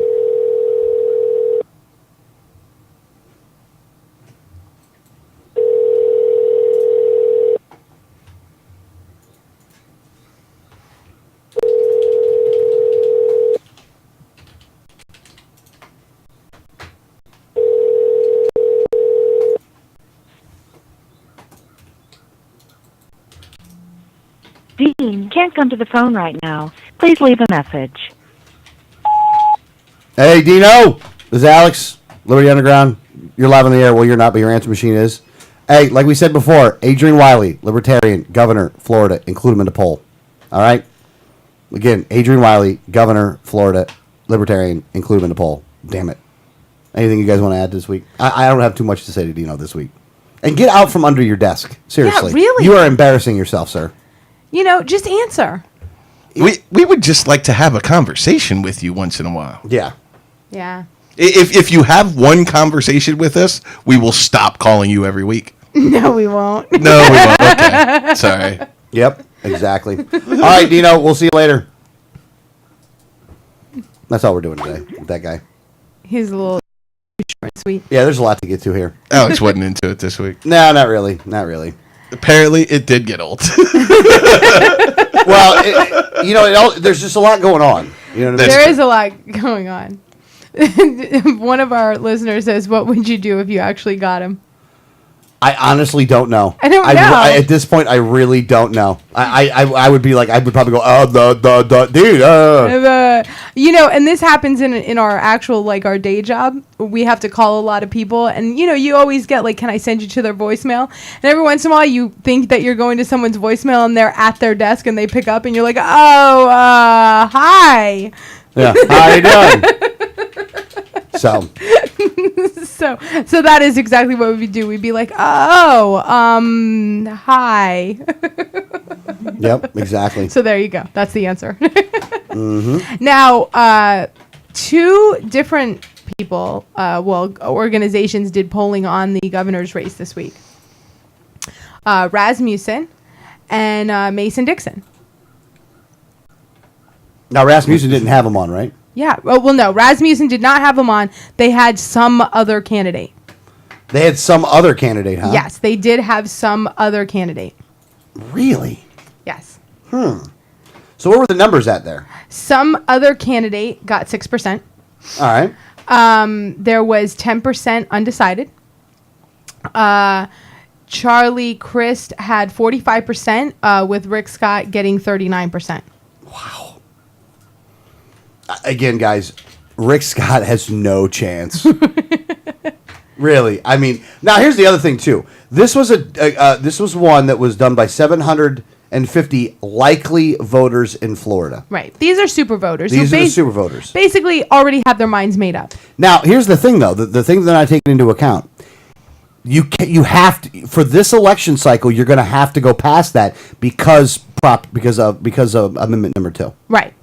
Yeah. Because weeds on the ballot, that does change the dynamic. Likely voters is a very skewed way of polling this year, because you're going to have a lot of voters coming out that aren't normally voters. They don't normally go out to the polls. So the polling that's being done right now is very skewed because they're only polling people who always go out and vote. But we know for a fact that that is not going to be the general makeup of the voting population that goes out this year. Yeah, exactly. And the other thing that I will say is, for the Democrats, you hypocrites. You are supporting Charlie Crist. Now, Nan Rich, who is a Democrat, maybe I don't agree with her on a lot of stuff, but who is a Democrat that is running, she's been elected before, she's not just some person, she is a viable candidate. For you guys to chuck her to the weeds like you did for, what's her name down in Pinellas County? They did the same thing, Ulrich. They basically talked Ulrich into getting out of the race. Ulrich getting out of the race. For you guys to do this shows you guys are just as bad as the Republicans. There's no getting around that. And the fact that you'll support Charlie Crist, considering that he was the last Republican governor, shows you that your principles mean about nothing. Right. Nothing. For you to bring in the most flip-floppiest flip-flopper in the history of flip-flops. The flip-floppiest flip-flopper. I love it. It's so Dr. Seussian. Oh, that's got to be on a meme. The flip-floppiest flip-flopper. He is, without a doubt, the most flip-floppiest flip-flopper, by the way. I can't believe that you can say that so fast. Flip-floppiest flip-flopper? You mean? Is that what you're talking about? Yeah. Well, you know what? When you're Charlie Crist and you're supported by the ambulance chaser, that's what happens. You know what I mean? And the only reason, and again, they're trying, and now the Democrats want more people, they want to get the vote totals up because they think that these other people are going to vote because they're going to go in there and vote for the weed issue, that for some reason they'll vote Democrat. Now, in years past, I think they might be able to get away with some of that stuff, but the truth about how the Democrats are not a pro-marijuana party is coming out. It is absolutely coming out that you guys are not pro-marijuana. I mean, look at what Obama's been doing is a lot of proof of that. Right. You guys are not pro-pot, so I would please do not lie to the public and tell people that you're pro-pot any more than I want the Republicans lying to the public to say that they're pro-business. You know what I mean? Both of them are lies. Both of them are things that you use to confuse the general public. Both of you guys should be ashamed of yourselves for the way that you've acted. And you know what? Rick Scott, Charlie Crist, the only difference between the two is a spray-on tan and some white hair. All right? Yes. That's it. So for you guys to be like, oh, we got Charlie Crist coming in, What has he done different than Rick Scott, other than Rick Scott spent more money than Charlie Crist? If anything, you Democrats should be supporting Rick Scott, considering that he'll spend more money than Crist did. Maybe Crist gave you a promise that now he's going to spend more money. I guess. I don't know, but it really is embarrassing. You people should be embarrassed of yourselves. The fact that you're not giving Nan Rich and you're not pushing to make sure that you're having an open debate means that you think that the democratic process doesn't mean crap anyway. So don't give me any of this we're pro-democracy crap, because that ain't even true anyway. And no matter what, that ain't true. Bunch of scumbags. Yeah, now the Mason-Dixon poll had a different result. Mason-Dixon showed it 42 and 42 with Kristen Scott absolutely even. They had Adrian at 4% and 12% undecided. But they did include Adrian's name. They did include Adrian's name, and they had him at 4 with 12% undecided. So these were much different results. But again, this was likely voters. These are your super voters. These are the ones that always vote down the party line anyways. So, you know, polling is very skewed when you look at kind of some of the other things that are going on. Amendment 2 this year is going to change the dynamics of who comes out to vote, and it's going to change it very drastically. So for this year especially, I don't know if any of the polling, because they only poll likely voters, is going to be anywhere near accurate. It's going to be tough. It's going to be tough. They're going to have to. And it also, here's the thing, though. We don't know exactly who is going to be coming out either, though. And you have a lot of different organizations that are going to be out there trying to pull out the vote, but they're pulling out the vote on things that, like, look, when AFP goes out there and tries to get out the vote, and they are attacking like bad policies of Pelosi and Obama, or bad policies of Charlie Crist, or bad policies of some people. The problem is that doesn't necessarily talk people into going out and voting. Right. It may talk them out of voting for a Democrat, but it ain't necessarily talking them into voting for a Republican.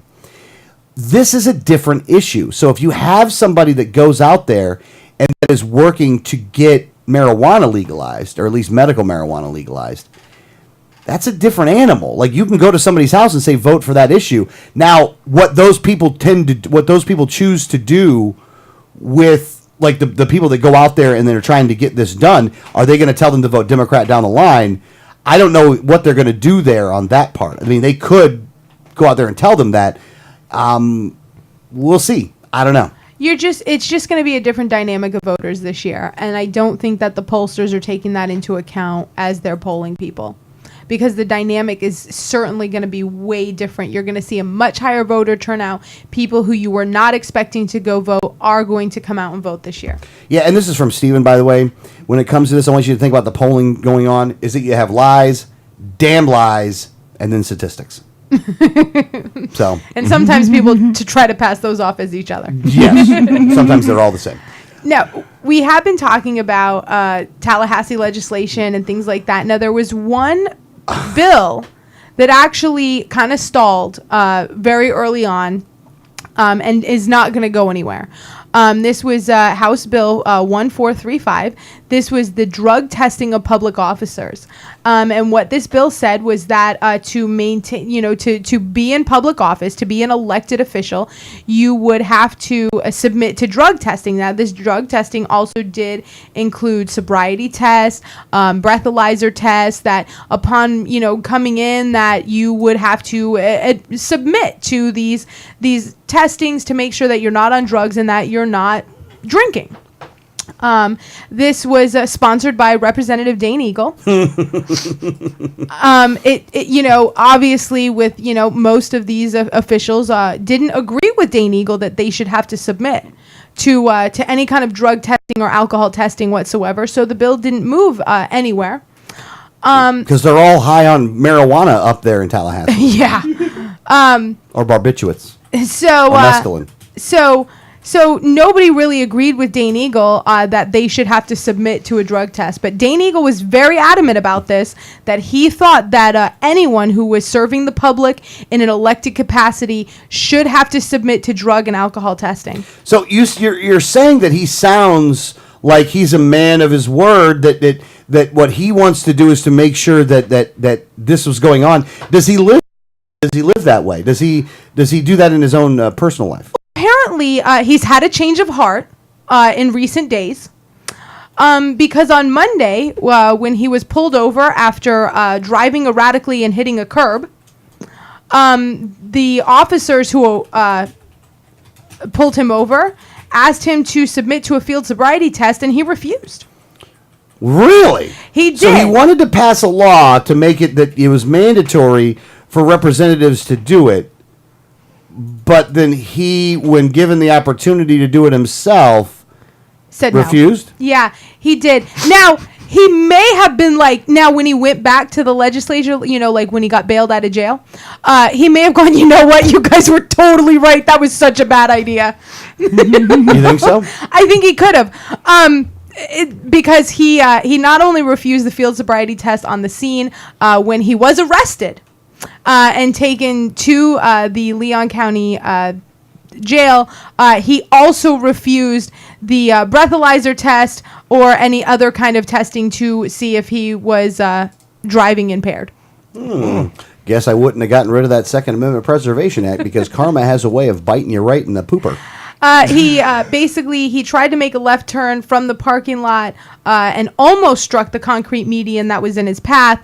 He ran a red light and then did actually, in fact, strike a median and a curb. And because of that erratic driving, making the illegal U-turn, hitting a curb, and running a red light, he was pulled over at that point, and I do have to agree they probably had probable cause at that point. It was 2 o'clock in the morning. He was leaving a Taco Bell. He did admit You've been drinking. That his friends had been drinking, but that he, in fact, was not drinking. It was just his friends. You don't go to Taco Bell at 2 in the morning if you didn't have a little bit of the whiskey. Yeah. I'm just saying. I mean, cops could literally set up DUI checkpoints at the exit of Taco Bell drive-thrus. Oh, don't say that out loud. Don't give them Don't give them any ideas. Don't give them an idea, Greg. Why would you do that? Why would you do that? So the 30-year-old legislator,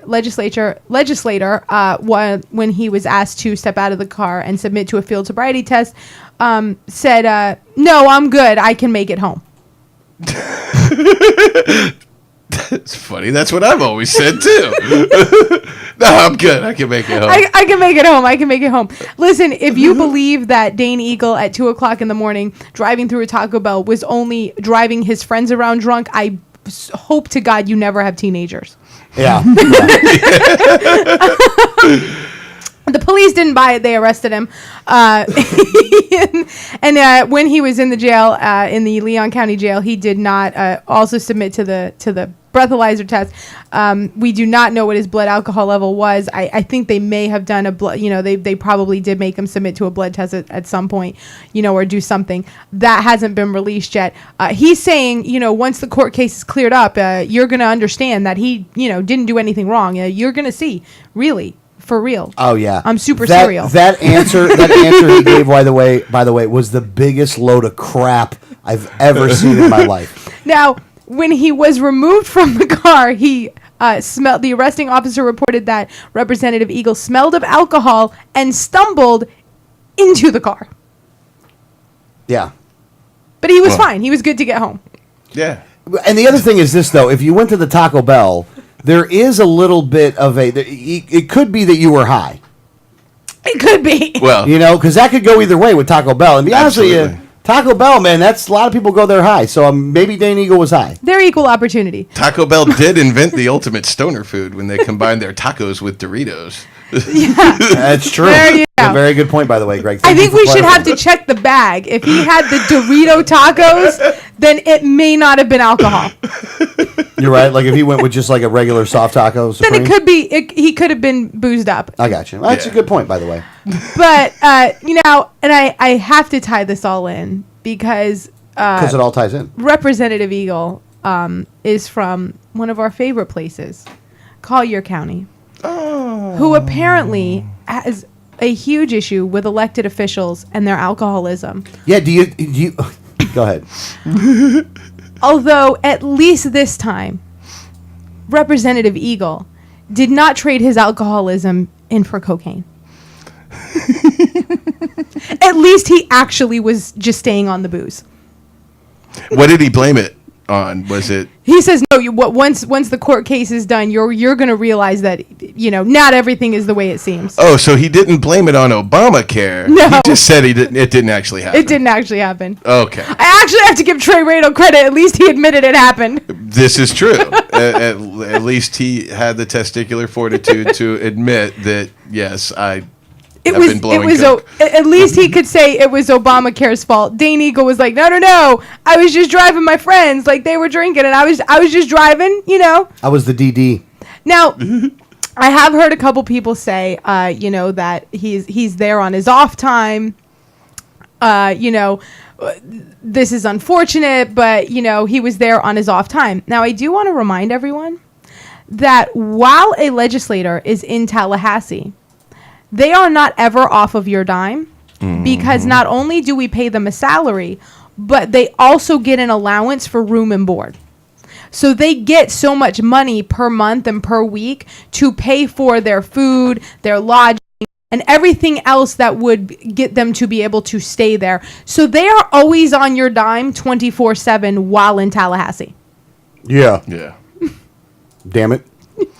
And if I understand correctly, it doesn't really matter whether you're on the clock or not. I think DUI is like a 24/7 law. Right. Whether or not you're clocked in, or I don't think that matters. I'm not clear. I'm no attorney or anything, but yeah, Greg, you're not an attorney, so don't. I'm not even a paid attorney spokesperson. Damn. But yeah, so obviously in Collier County, they can't handle their liquor. Yeah, they need to have an intervention in that county With all of them. Like if you're an elected official in the Naples area, we need to sit down and have a talk. Yeah, we really we need to. If you don't get help here, please get help somewhere. Somewhere, please. The first step to getting help is admitting you have a problem. Yeah, and the help ain't at Taco Bell at 2 a.m., guys. It's just not. I'm sorry, it's just not there. And I hope that well, I'd agree with you, Greg. I think it is actually there. Yeah. I do have to say that I'm hoping that Representative Eagle gets help before he goes along the lines of Congressman Radel and goes on to the harder drugs like cocaine. But speaking of Congressman Radel, because he had to resign, there was an election this week in Collier County and parts of Lee County and things like that for Representative Eagle, no, Radels, the other drunk, for Trey Radel's seat. And that was the Republican primary for the special election because Trey Radel did have to resign after he was forced through his alcoholism to snort cocaine and was caught. So this week on Tuesday, they did have an election, and Kurt Clausen, the not so outsider that wanted to say he was an outsider, did win that election. Clausen.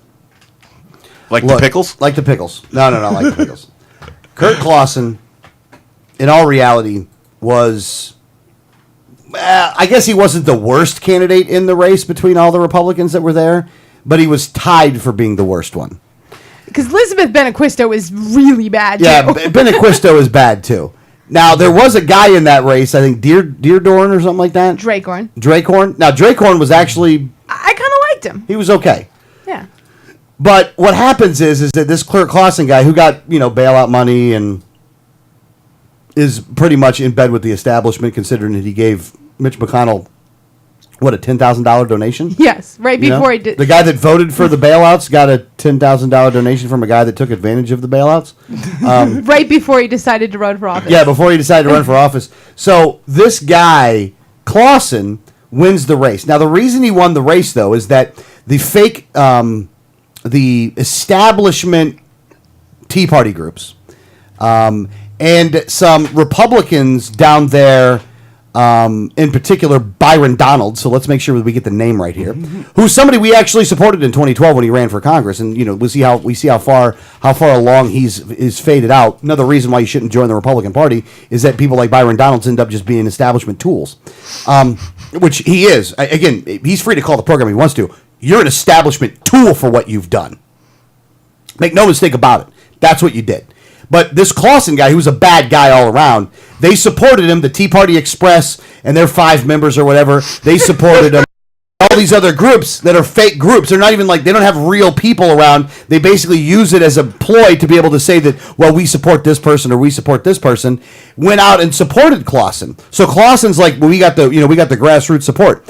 Which, you know what's funny is you guys are end up digging your own grave with this because you think you're doing something good. You think you do something good when you support people like Clausen. But now you're going to be held accountable for the crap that guy does when he's in office. Right. And that when they call you guys scumbag Republicans, that I don't know how you can say you're not when you select a guy like Clausen. He's not a good person at all. He's the only reason he's even famous is because he was a college basketball player. I don't even think he was good enough to get in the pros. He wasn't. That's why he stopped after he went to Purdue. So you want to keep going down this road with the likes of Jolly and with the likes of this guy, and you want to claim victory here, by all means do that. Take the Tea Party name off of what you do, though, and put Republican on it, because that's what you is. All right? That's what you are. And for all you that supported Clausen, stop talking about limited government. Stop talking about how you didn't like the bailouts. Stop talking about a return to constitutional principles. You don't mean a damn word of it. None of it. You don't mean none of it. And it really irks me. Really, really, it makes me sick to my stomach to watch what you people do. And then when they go, well, they're attacking the Tea Party. If you're supporting Clausen, you're wrong. Bottom line, you're wrong. In that race, there's only one candidate worthy of any support at this point moving forward. And that's Ray Netherwood. At the end of the day, and Ray's not perfect either, by the way. But he wasn't taking bailout money. I mean, there's nothing else. The reason the Tea Parties were formed, the bailout, that was part of it. And this is what you're going to do. How far have you fallen from where you were when we started this thing? And I say we. Actually, you guys latched onto it after it was already started by the Ron Paul people, but irrelevant to that. We'll put it all in we. This was supposed to be about electing principled people. Now, I know you're going to say, well, Rand Paul also supported him too. Yeah, you're right. He also supported Mitch McConnell and Mitt Romney. You want to stand with those people? He also did something where him and Karl Rove are on the same side. You want to support that guy? This is what you're doing. You are trying to convince yourself that you're playing the game. And in reality, you're being played. You're being played like fiddles. And I think some of you like it. I actually think some of you are into it. Some of y'all like this stuff. And Byron Donalds, I don't ever want to see you run for any elected position ever again because I will be supporting your competition. And anyone else in your family, too. Because I know your wife's running for office, too. I see that as well. So you know what? Honestly, if this is how you act, I don't think there's any reason to support anybody in your family. This is crap. This is really bad. And you know what? It sickens me that people will get support from the grassroots, and then the second that they get up there a little bit and get a little swagger or whatever with some of the political establishment, how quickly they just sell out. Because that's what you did. You sold out. I hope that 30 pieces of silver was worth it for you to go to Edison College, to be on the board of that or whatever. And it's too bad they messed up your paperwork up in Tallahassee. You know Benequista did that on purpose. But you know what? I don't care. I could give a crap less. You sold out to the establishment anyway. You just sold out to a different one. You didn't sell out to Tallahassee. You sold out to the Washington establishment. At least you're setting your sights higher. I mean, that's cool, I guess. And again, I got after this week and we're all said and done, it's over. I got nothing to say to establishment tools that do this, because this is what they do. They use the grassroots to get to a certain point, and then when the establishment actually starts looking at them, they abandon everything that got them to the point that they're at right now. And the establishment loves doing this, man. They love it. They love it when people like Byron Donalds do this stuff. And we tell people not to join the GOP, and this is one of the reasons right here. Because this is what happens. Is that, you know what? This pressure is immense. I'm not saying that Byron was not pressured. He was pressured. And he probably tried to convince himself that, well, I'll make good changes because I'm working within the system and I'll be able to do this and maybe we'll get my wife elected and da-da-da-da-da-da-da-da-da-da-da-da. You made the first mistake, son. You made the first mistake. And I'm really sick and tired that people look up to you because they shouldn't. because you're an establishment tool at this point. And so now what you're doing is you're creating a whole bunch of other people that are establishment tools, that you sold out this movement, sold them down the river for 30 pieces of silver and a job at Edison College. Hope it was worth it. Hope it was worth it. So, anything you guys want to say there? I didn't go too far, did I? Oh, yeah, you passed too far a while back. Oh, my bad. No, you didn't go too far. I didn't tell him to burn in hell. I thought I wasn't allowed to say that. I didn't say that part. Burn in hell. I'm not saying that part. I did. Then you got to get Greg. Not me. It's just an add-on. I just, again, this Kurt Clausen guy was bad news. You knew he was bad news. You didn't care. No, listen, he's definitely a bad guy. He's kind of along those same lines as Jolly. This guy's got a whole bunch of money, so he's got all the polish and the $3,000 suit and the $300 pair of shoes that everyone's gonna be like, oh, I got the same shoes as Clausen, like they did with David Jolly. Yeah. And at the end of the day, he's going to go up there, and the first vote that he makes is going to be something you all hate, because that's exactly what Jolly did, and that's exactly what all these guys do. And you're just going to be like, well, he's going to be better than that other person. Okay. How? Yeah. But, and I'm no fan of Ray Netherwood, so I'm not even going to say, anything great that way either, but,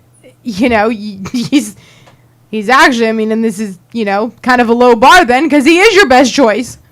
Yeah, by far. When he's by far your best choice, you really put someone through who was horrible. Yeah. This guy's so bad, even the reporters are like, well, you ought to vote Libertarian this time. even if there's people on their show, like on radio in that area, that just are like, you know what, I have to go for Ray Netherwood. I'm not even going to have this clown on my show. Yeah. Yeah. Yeah, and I would not. Here's the other thing, too. I wouldn't interview him. I don't want anything to do with the cat. I don't like him at all. No, I don't either. But at the same time, look, more than likely, this guy's got enough jack where he's going to just run ads till the cows come home. And, and that's a very heavy Republican area down there. Mm-hmm. Very heavy Republican down there. Which could be to his disadvantage, because it could be that people see that it's a heavy Republican area and don't think that anything, like the wasted vote argument or the splitting the vote argument, might actually be null and void down there. Right. Because the amount of the Republicans. Yeah. Like it's a weird factor, but it could come into play. Yeah. Listen, the guy's just horrible. He's going to do horrible things in office, and, I hope he doesn't win, because he's not good. Not at all. Yep. Here's the thing. You want to know how bad, and Danielle's not going to agree with me, and she's not going to do, so this is just me personally. You want to know how bad Clausen is? We had Ray on the show. There's some things we don't agree with Ray on. We don't like how he says some of the things, all that kind of stuff. I've watched enough of Clausen. I am compelled to go down to that area and walk for Ray Netherwood. Compelled. I'm compelled. I'm hoping they got a day that will fit, because I might just drive and I'll be by myself though, because Danielle ain't coming. Well, I'll stay in the room and get some work done. Maybe hit the beach. Naples has a nice beach. We'll be making a family thing. You know what? Let's bring Kelly and the kids, and we'll go to the beach while you go walk doors. And I'll go walk some doors for Ray. I'm almost feeling like I'm gonna have to at this point. Like it just sickens me. It just sickens me what goes on. It really does. It's just so pathetic to watch this happen over and over again, and to watch these guys just fall in line every time. And then for people to get mad at me. Like, how are you going to get mad at me? I've been the same guy I've always been. I thought we were on the same page. I thought we were on the same team. I thought we were for, limited government and a return to constitutional principles and the free market and the bailout sucked and all this other stuff, and the guys like Mitch McConnell and Mitt Romney are bad. I thought we all agreed on this stuff. When I was walking doors for Byron Donalds, we agreed on this stuff. But somehow, when we ain't working for you anymore, how you can just go ahead and do something. That's what I'm offended by. I supported you. And then you used that to get a scumbag like this the nomination. And you wonder why I'm mad. Well, I don't know why you'd be mad at something like that. You're taking it too far. You're taking it too personally. Why would you do this? Because I thought we were in this for a reason. I thought we were in this to try to save the country, not get the next Republican elected. You know? It's pathetic. I'm sorry. Go ahead, Daniel. No, I have nothing to say after that. Did that go too far? I can't even understand how that one went too far, though. Seriously, did that really go too far? You know how I am about, going after people that aren't running for office anymore and stuff. Oh, well, okay. No, fair enough. But in response, he's the one that put himself out there to get right. I mean, he was standing on stage after they won the nomination. I think you put yourself in the public eye on this one. And I haven't said nothing about this till now. I was waiting to see what he did, and Byron showed what he did. So you get this response. And again, it's only going to last a week. I'm not going to talk about it anymore because he's a waste of time. But I'm gonna have to go down there and walk for Ray Netherwood. Thank you, Byron. Now I got to use a weekend to go down there and walk for Ray.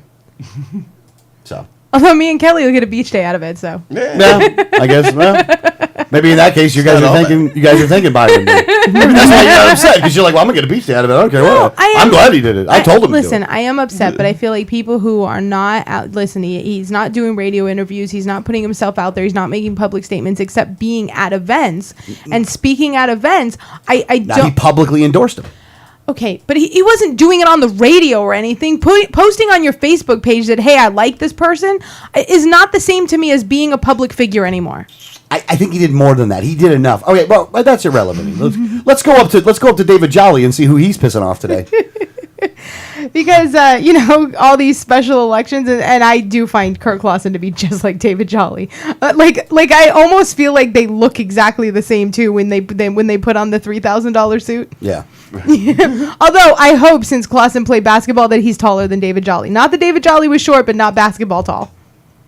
Yeah, I don't know how tall he is. So I'm sure he's a tall guy, though. The problem was I always saw him next to Lucas, who makes everyone look small. Yeah. As far as I know, David Jolly is a Smurf, because every time I saw him, he was standing next to Lucas, and Lucas is a giant. looked like Lucas was trying to put him into a cauldron and make gold out of him. But anyone who remembers in Pinellas County, we had this big kind of family feud in the Young family.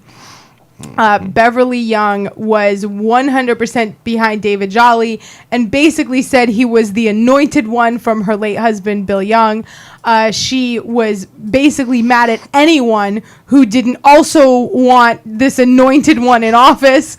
And she was, 100%, anyone who doesn't support David Jolly is disgracing her husband, right? Hold on. By the way, the woman that is the second wife, that was a staffer that ended up having an affair with Bill Young and caused him to get divorced from his first family. Because she got pregnant. Yeah. That woman is going to tell somebody else that they're ruining somebody else's reputation. Right. And listen, Beverly Young basically disowned her son, Bill Young Jr., live on TV. And this was a very huge family feud that played out on the airwaves, and she was, adamant, basically disowned her own son because of her grounded support for David Jolly and his refusal to support the same person. Yeah. Well, now she's changed her tune a little. She says David Jolly is a disgrace to Bill Young's legacy, because David Jolly went in and fired the staff. Yep. She might run for this seat. She is gonna.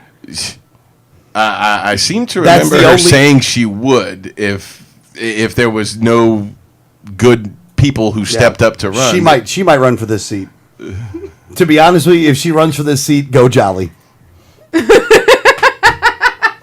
You would really go for Jolly over her? Yeah. Over Beverly Young? Oh, yeah, absolutely. Don't get me wrong, it's still cyanide and hanging. Yeah. But in that case, I'm going to enjoy the hanging. No, you know what? I actually, listen, as far as policy goes, they're both going to do the same thing. They're both going to be horrible on policy. But wouldn't you just love to see the train wreck that is Beverly Young up in D.C.? No, I want to see her lose with a very low percentage of the vote and basically be told by the voters to go away, you family wrecking, disgusting person. I don't know. When I think of okay, policy is the same, but she is going to provide hours of radio gold for us, Absolutely. I may have to say I want Beverly to win that one. Her being involved in the primary is enough radio gold for me. That is true. That may be enough for a lifetime of radio. I'm good with that after that. We may not need much else. The last thing I knew is needed that, staffer with ambitions to get up in office. That's the last thing I need is the staff. And staffer with ambitions and no inhibitions. Yeah. Literally broke up and broke the whole thing up just so she could marry Bill Young. Yeah, and I mean, this was a 20-year-long marriage that Bill Young with his first wife. They had 3 children together, and the kids were adults. I mean, this was a long marriage where they had adult children, and she came in and they had an affair and she got pregnant and they ended up breaking up. Now the ex-wife says, the first wife says that Bill Young did actually ask for both of them to be there for a while, and she said no. So that's how they ended up with Beverly Young. Yeah. So, again, it's funny to watch. Like, in this one, because, I don't like David Jolly. I think he's a disgusting person, too. I don't like Beverly Young. I don't like her. I didn't like C.W. Bill Young. I don't like any of these people. To watch this fighting going back and forth, though, actually is kind of funny. Yeah. I mean, I do enjoy that Beverly Young is that upset. I actually do enjoy that David Jolly fired all of the staff after he told Bill Young on his deathbed that he was going to keep him. That's funny. Well, wait, he said he was going to keep them for a couple days. He never actually promised to keep them forever. He said, I don't know what was said in there, but I'd imagine that The theme for this hour seems to be that all politicians are the same. Politicians are like sperm. Only 1 in a million turns out to be an actual human being.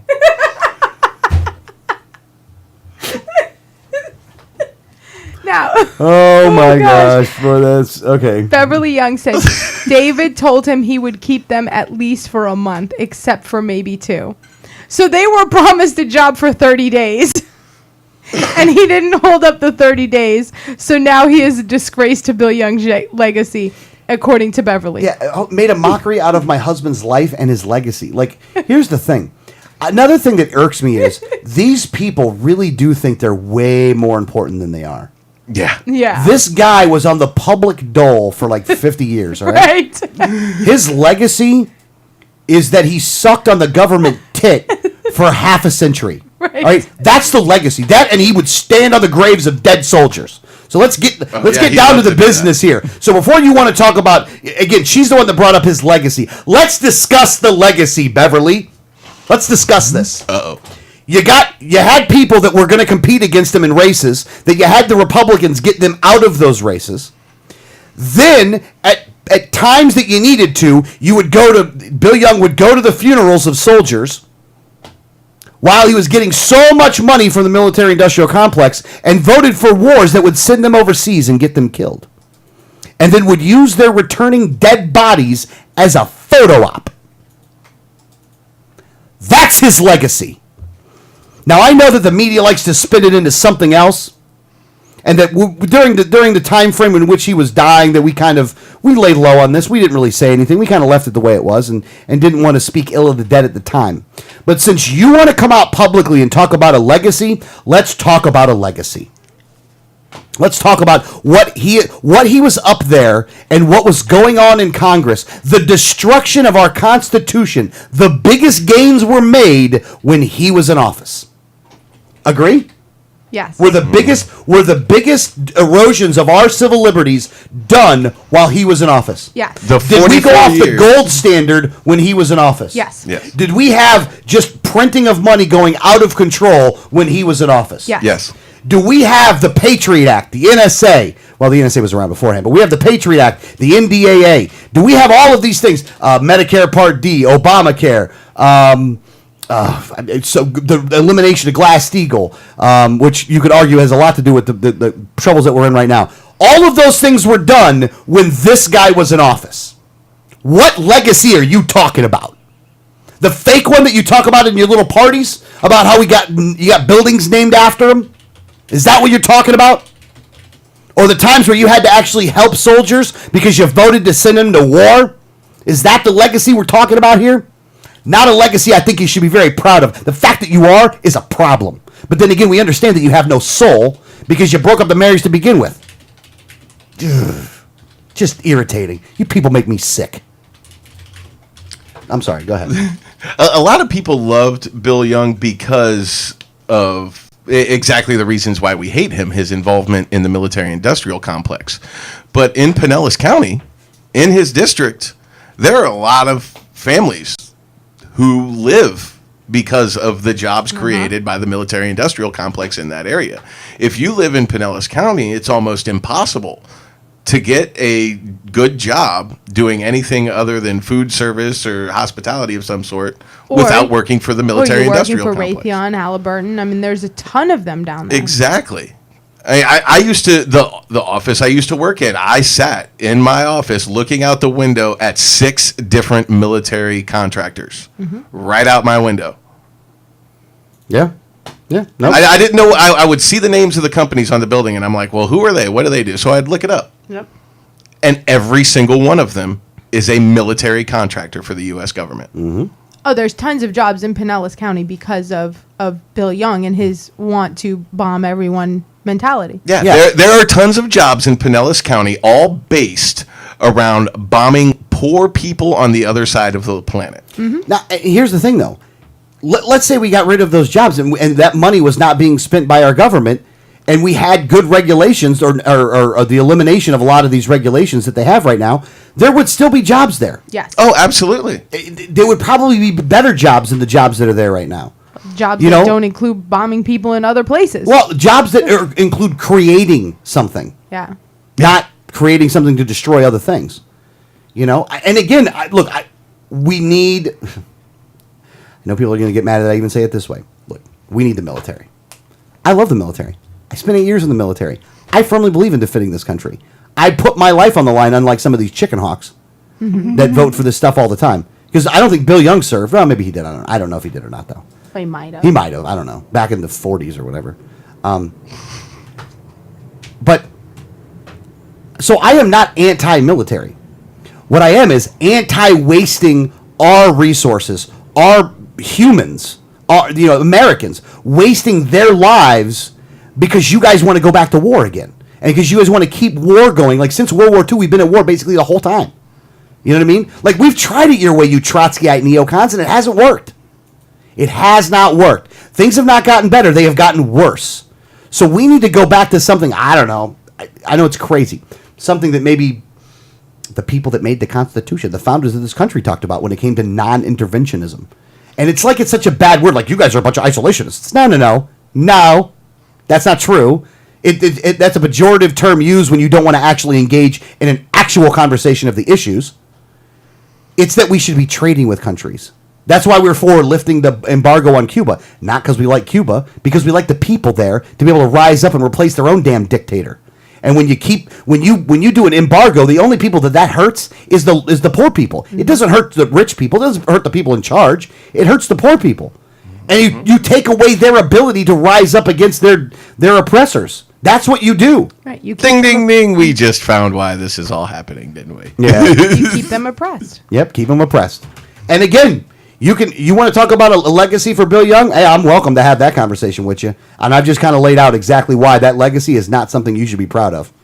Now, I know you get a building named after you every once in a while, but... It's not Bill Young's legacy wasn't ruined because David Jolly fired some people. Yeah, that's the thing. Like, changing of the guard up there is not a bad thing, by the way. Yeah, I mean, the guy was in office for 44 years. It was time for someone new. Yeah. I mean, not that I think David Jolly is going to do any better, but still, and she's complaining and saying that the legacy is ruined because he didn't wait 30 days to fire them. Yeah, because he didn't call him back. Like, you can be mad if you want to, lady. Here's the thing. You don't have any more involvement. Your 15 minutes are up. It just feels a whole lot like there was an insistence on solidarity within the Republican Party up until this election is over. And afterwards, all of the all of the peace that was made between these people. Pleasantries. Yeah, all of it was thrown out. Hey, the Republican Party won this seat. All right. Gloves are off. So now, whatever would have happened, I think she would have used as an excuse. He's destroying Bill Young's legacy. He could have put his feet up on the desk, and she would have said the same thing. It doesn't matter. Whatever he would have done first thing, she would have said that because they're just waiting to split apart again. Yeah, and they're back to their old tricks in Pinellas County, by the way, because Nick Zoller was supposed to be running for the seat for the November race. He got it, and he reaffirmed his announcement the day after the election, and then maybe a month later comes out and says, I don't want to be involved in a primary against David Jolly. I support 100%. I'm bowing out of the race. Mm-hmm. Pulled a damn Eric Forcade. Probably for the same reasons. Probably for the exact same reasons. If you get out of this one and don't do it here, then we'll support you for like a state house race somewhere else. Oh yeah, he's gonna end up running for something else, or he's gonna be promised some cushy job on someone's staff. Yep, and that dude's gonna talk about liberty and freedom like he even means it. Yeah, that's what he's gonna something do. About it. Yep, and then when you question him on stuff like this and go, well, you shouldn't have done this, and he's gonna get mad at you for bringing it up. Like, oh no, that's right, that's just wrong that you do that. Yeah, okay. I wish some more. I really, if there's one thing I could have, I just wish more people were actually serious about fixing this country. Yes. I really do wish people were more serious about it instead of just worrying about how we're going to get Republicans elected into office. Yeah. Republicans that will not do the things that you think that they'll do. Another reason why the Article 5 is a horrible idea. Look at what's going on here. These are for special elections for Senate seats and what these people are willing to do. Or for House seats, and this is what they're willing to do. Imagine when the Constitution's on the line, what they're going to be willing to do. Yeah. Arguably the biggest prize. I do get very frustrated with these people who, at some point pretended to be on the same side as us. And then we kind of realized down the road it was just like, well, no, we just need to get Republicans elected. Like, listen, you've been doing that and it's been going really bad. Like, look at Tallahassee. Like, you got a bunch of Republicans elected and it turned out really bad. It's been bad for a long time. Last time all you guys were in charge in Washington, D.C., double the size of the federal government, instituted the Patriot Act, instituted NDAA, No Child Left Behind, Medicare Part. What part of that is conservative? What part of it is? Or good. Or constitutional, for that matter. What part of that is? None of it is. Why should you be trusted? Why should you be trusted to do the right thing when you've proven over and over again that you cannot be? Yeah, no, I mean, like I said, I just, I'm getting sick of the argument of the, well, we just have to keep getting Republicans elected. Like, you've done that over and over and over again. They actually use that argument for the Convention of States. They go, well, we tried in 2010 to get the people elected in office. It didn't work. So now we need to do a constitutional convention with those that we got elected because they're not doing the right thing. Right. Like, on what planet does that make sense? Like, on what world is that even feasible? Like, it's not. It's not even close to being feasible. But you can bite your pastry into the shape of a weapon now, Alan. Oh, well, yeah. You're much now more that they free. did that, now that they did that, oh, great. You can threaten people with Pop-Tarts. It's okay. Yeah. Yeah. You can do a warning shot. You're free. Even a muffin, a strudel. Maybe I'm wrong. Maybe we should all just join them now then. I just don't think you're being appreciative, Alex. It could be so much worse. You could be living in communist China, and you could have no freedom of speech, and you could be shot for saying. Hey, the Chinese are beating the crap out of their cops that kill people, man. Honestly, I don't know if you can even use that one anymore. All right, you beat a guy over in China the wrong way, the people mob on you. Well, if you hate the government so much, why don't you just move to Somalia? Honestly, at this point, I might think about doing that. You know what? Pirates over there. Yeah, you know what? I like hey, pirates are fun. I've been to Disney. I've been to the Pirates of the Caribbean thing. I've seen it, so I could wear an eye patch. You could wear an eye patch. You think I could get away with it? Would it be all right? Maybe. For a little while. I'll get a peg leg, and then I'll be peg leg Greg. One-eyed Danielle. Peg leg Greg and one-eyed Danielle. Arr, matey. Go on the port side. All right. Wow, your impressions today are just getting worse as you go. I think I might have lost the ability to actually do impressions. I think I might have lost it, actually. The only thing I got is Tony Montana, man. And even that is really bad. And even that one's kind of bad, yeah. I'm sorry. My apologies to everybody for losing that. So. And I've lost my mind today and probably made 5 or 6 more enemies that didn't realize that they were enemies today.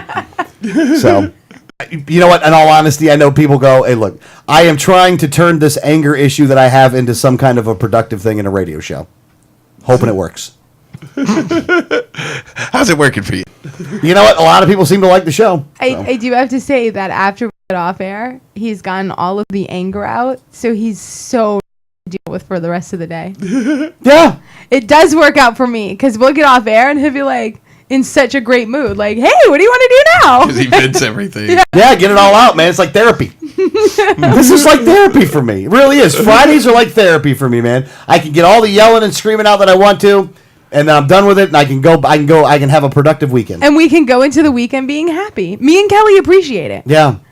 I wish we could still. I wish we could do. I wish we could make sure that we do the Wednesday shows every Wednesday, but sometimes we miss the Wednesday show. Yeah, that happens. Because that's fun. The Wednesday show's just really just sugar. I love it. It's like a big glass of Mountain Dew.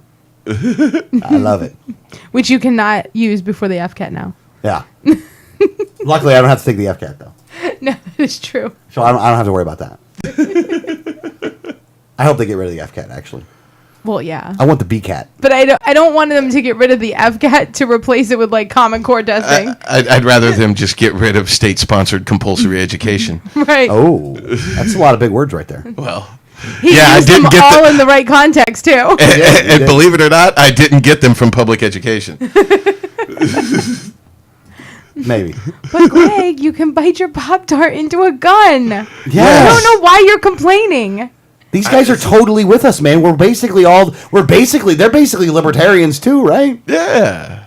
Oh. You didn't know? Strudel weapons. Jeez. They're willing to take you to Taco Bell at 2 a.m. if you've been drinking. I mean, really, come on. How many people's politicians will be their DD? Yes, he was probably driving around constituents because they were hungry. Yeah, because he just got them high. I don't know. At a Trey stash. Again, folks, thank you very much for listening. If you are happen to be listening, and if you don't like the way I say things, there's not really much you can do about it. But I would tell you that if you meet me and yell at me, I'll probably go. I'll give you a reason why I do it. But I'll probably be nice about it, though, because if you listen to the show, that I do love the fact that you listen to the show, though. So, like, he won't yell actually, at I'm you. a little bit amazed. Yeah, every once in a while, like, because we see a lot of people that listen to the show when we're out, and they're like, oh, I love your show. And then they'll quote something from the show, so then you really know they actually listen. And he's a big softy then. I mean, they could really say whatever to him, and he'd be like, well, I mean, you're a fan. You're a fan. You can hate me as long as you keep listening. You know what it is, though? Honestly, when somebody says they listen to the show, I always give the first thing. I'm like, oh. Like, what do you think? we don't really know what to say here. Are you a fan of the show? Do you like it? Because some people are like, yeah, I'm a Republican, man. I love the show. I'm like, oh. Are you listening to the show? Wait, you're a Republican and you love the show? Yeah. Do you just listen to the intro and then turn it off? Yeah. Like, are you sure you know what we're talking about on that show? So yeah, but they do. But they do, and they love it. And whenever someone comes in, oh, I love your show. Well, first they'll say, oh, I listen to your show all the time, and we're like, oh. Yeah, because there's a difference between I listen to your show and I love your show. Yeah. So like the first is like, oh, okay, and then they're like, I love it. And you're like, oh, okay. Yeah. I don't even want to ask them if they really do listen to the show because I just want to go with that from there. You know what I mean? Because they're like, oh, I listen all the time. Like, oh man. Oh boy. Boy, I know what I said last week. Huh? Oh man, I'm in trouble. I told that guy to burn in hell. Boy, that's not going to be very good. That's not going to work well for me. Oh, and we did miss on. You know what? I'm not going to say anything about it then because there is going to be a surprise that's going on with that. So, never mind. Okay. Apparently, I was going to acknowledge. If it's a surprise, it's a surprise. Yes, let it be a surprise. Okay. So, all right. At any rate, let me give a little bit of a clue here. You cannot hold a surprise for anything, by the way. I don't like secrets. What it is that there is people out there that supported my campaign in 2010 that are big fans, right? No, you're not talking about this. This is a surprise. Oh. all I want to say is that for those people that did support me in 2010, thank you. You don't even understand how much I appreciate it. Like, you don't understand how humbling it is to go somewhere and have somebody tell me that they voted for me and that they support what I'm doing and that's interested to know what I'm doing next. I got to tell you, it almost tears me up a little bit because you put yourself out there, you don't know what to expect, you say the things that I say, and you don't know what the reaction from people is going to be on that sometimes. And when people come up to me and say those things, it really does, like, in all seriousness, it warms my heart, man. And I just, for all the rough exterior and the yelling and screaming, you know, at the end of the day, I'm just a big teddy bear, and I'm really thankful for that. So just thank you. That's it. Thank you. And I'll vouch for it. He is actually a big teddy bear after you get through the rough stuff. Yeah. If you were at our house, you'd know. He's just a big teddy bear. Greg knows. Yeah. After you get through the rough stuff, it's okay. You know, honestly, I'm a pushover too, though. So, like, Totally at the house, he's a pushover. I'm a pushover in a lot of things, man. So, don't get me wrong. I mean, look, I'm being real on the air, but at the same time, you know, I'm not an asshole to everybody. No, at home we can get whatever we want. You just have to just leave me alone. He's only so argumentative when it comes to politics and his seat at the bar. And what I'm going to eat for lunch. And then what he's going to eat for lunch. Right, no, what we're going to eat is a big deal. But after that, like, anything we want, he's like, at first he'll say no, and then if he sees the sad face, he's like, oh, okay. Yeah, I'm pushover. He's a pushover. My kid's got me wrapped around his finger.